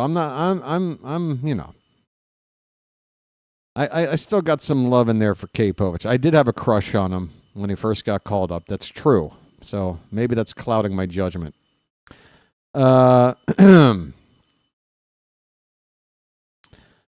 My first take is a plus in terms of this trade, KPK. Grayson has 0 value on the disabled list. Yeah, again, we don't know. And again, I'm going to say this right now. If Grayson, arrives at Angel Spring Training and he's just raring to go and he's just pitching lights out, then to me, that explains everything that I've felt, which is he didn't want to give that to us. Now he just magically turns it on the second he arrives at another team, and we give him away right at that precise moment? Or are we convinced that he was never going to work out for us? I don't know. Povich is 25, Rogers is 28, and only put it all together this year. I'm not ready to give up on him. Yeah, Povich. Yeah, you can't have Povich in the opening day rotation and take this team as a serious playoff contender. But again, you need depth. You're going to need a young arm on the farm to make a spot start or two, or maybe an extended run if a big injury. And I'm happy to have Povich as a guy like that to choose from. Now, what else? Is DeGrom a free agent, Mr. Hyde? I don't think...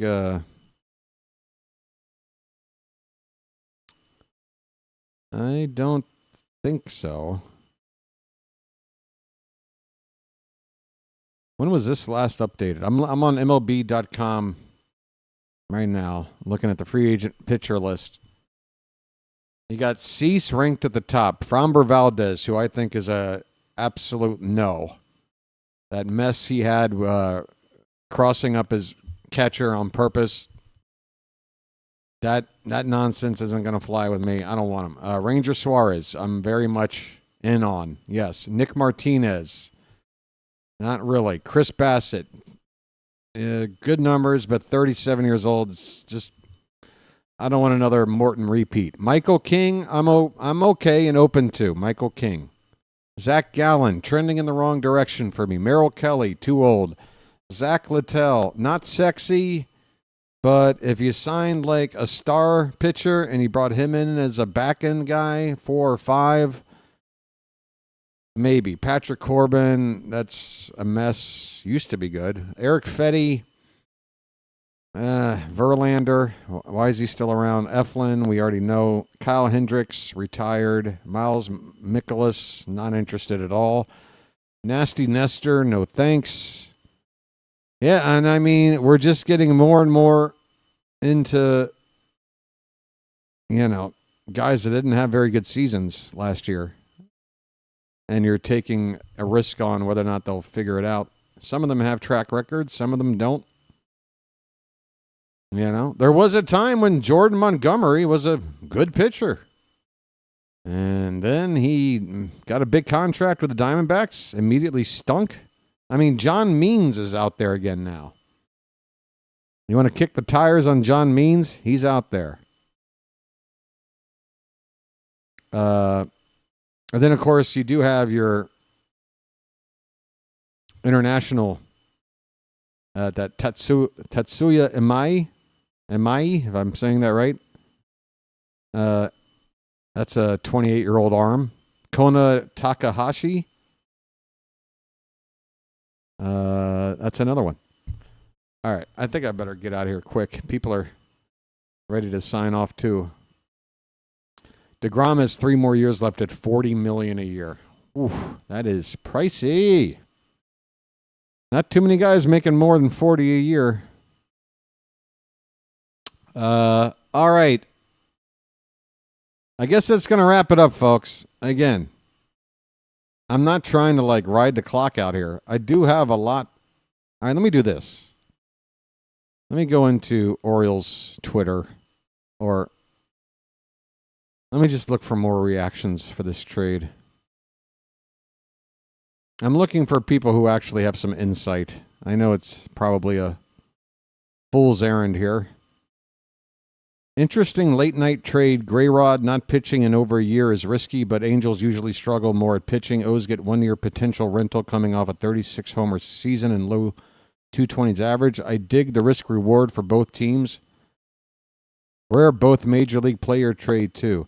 Yeah, can we just acknowledge that we're talking about 2 teams that didn't have good years, and they both felt the need, and they pulled off a trade. At this stage, again, I'm if there's something I'm feeling optimistic about and feel like there's a legit reason, it's not just blind optimism, is that the Orioles are working early. We're working early. We're not waiting for other things to develop and then pick up the scraps. We were being seemingly pretty proactive about player movement in this offseason so far. I mean, free agency really hasn't kicked off, right? So we'll see. Don't get why everyone is so mad. G-Rod hasn't pitched in 2 years, so don't say that the Orioles need pitching and are stupid to trade him. He wasn't part of our team last year and wouldn't have pitched this year either. Good pickup for the O's. If Ward can perform, re-sign him. Yeah, that's, again, going back to that point I made maybe an hour ago now. Taylor Ward isn't a sexy name, but if the production is there, I like the fact that he's kind of an under-the-radar guy that puts up solid middle of the order stats that is in that realm of possible to re-sign, to retain, to offer a contract to stay and play more for us. Under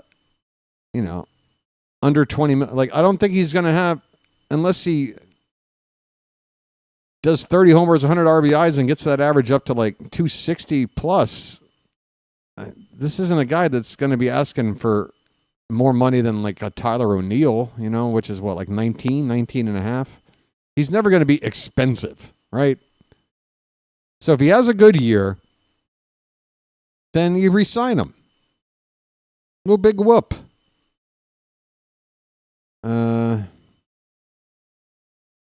Let's just hope he has a good year. And also let's acknowledge that the Orioles are acknowledging that, Tyler O'Neill, I think this move says Tyler O'Neill isn't an everyday player, because that's who they signed him to be, is what Taylor Ward was just traded to be, which is an everyday right-handed power bat in the middle of the order. That's what we signed O'Neill to be. Now we've traded for that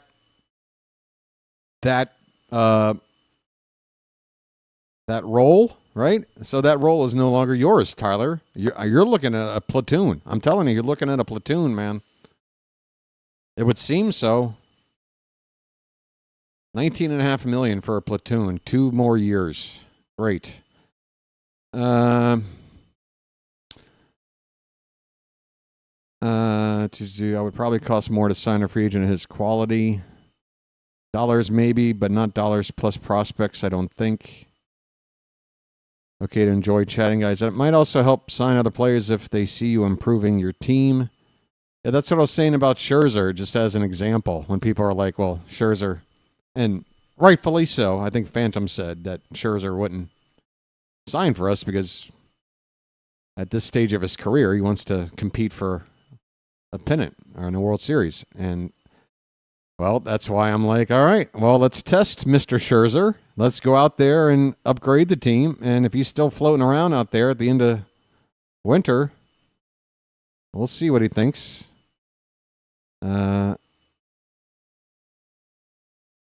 I'm the one of the few who isn't bashing this, just saying it's interesting when you say grow the bats by the arms. I personally like the move. Grayson was hurt a lot. Maybe he gets it together with the Angels.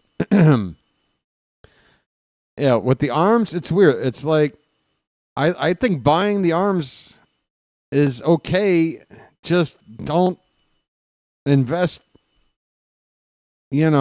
a Corbin Burns type of contract in anybody, honestly, unless it's somebody that is like a generational talent that you're not going to be able to afford anyway. You know what I mean? Like, because it's just too volatile. Pitchers get hurt, and they lose a long amount of time burning a hole in your pocket. So I'm always looking for, again, that's why if you make a rental deal for a Freddie Peralta for a 1 year, based on who we give up for that, I'm okay with it. I'm okay with that as a way to add that frontline starter without locking anybody into a long-term potential nightmare. Because look, we're a franchise. These other larger franchises can absorb. Even the Diamondbacks are gonna figure out a way to get out of the hit they took for signing Burns, right? Like, we're not even on the Diamondbacks level of payroll, right? But why aren't we? Now's the time. Okay, that's my final message. Open up the wallets. Go get some good arms. Let's hope we got the right manager in here, and let's go. All right? Again, you gotta just avoid making mistakes and just address the obvious needs. And I'm not going to sit here and pick apart everything that you're doing there, Mike Elias. Just address our needs, please. And I hope somebody else is in your ear giving you some suggestions. All right? All right. I think that's going to do it, folks. So Ward, Cowser, O'Neill, Beavers in the outfield. Yeah, O'Neill could wind up platooning with Cowser, or he could wind up platooning with Beavers, right? Like, between those three, you're going to play O'Neill against lefties no matter what, right? And between Cowser and Beavers, we don't know. either are going to be everyday players anyway. So, which still leaves another spot in the outfield, I guess. I don't know. I got to go. It's too much. It's too much. It's 12:30 now. Jesus Louise. Thanks for hanging out, everybody. I think I'll be back to playing video games tomorrow at 9 o'clock if you're interested. Actually, what do I do here? Oh, you know what? It's only the top of the first inning. So let me do this. We're about to wrap up here, but for those that have been following my video game, the show, I'm just going to, it's the top of the first inning. 3 outs were made. The third out was just made in top of the first. I'm just going to shut this game down like it never started, okay? Like, call this a rain out because it's not an official game. And I don't feel like I'm cheating, even though I basically am going to be able to hit in the top of the first for a second time and try to score. That seems, fair enough. I'll just, hopefully I saved it from the last game. Otherwise, this has all been a giant waste of time. Anyway, I'm done. I wasn't expecting this much talking or this much anything, so I'm done. Have a good night, and cross your fingers, folks. The wheels are moving. It's better than just wondering when the hell are we gonna try to do something. Okay, yeah, postpone due to trade. Postpone due to trade. Thank you, Michael. Have a good night, everybody. See you soon.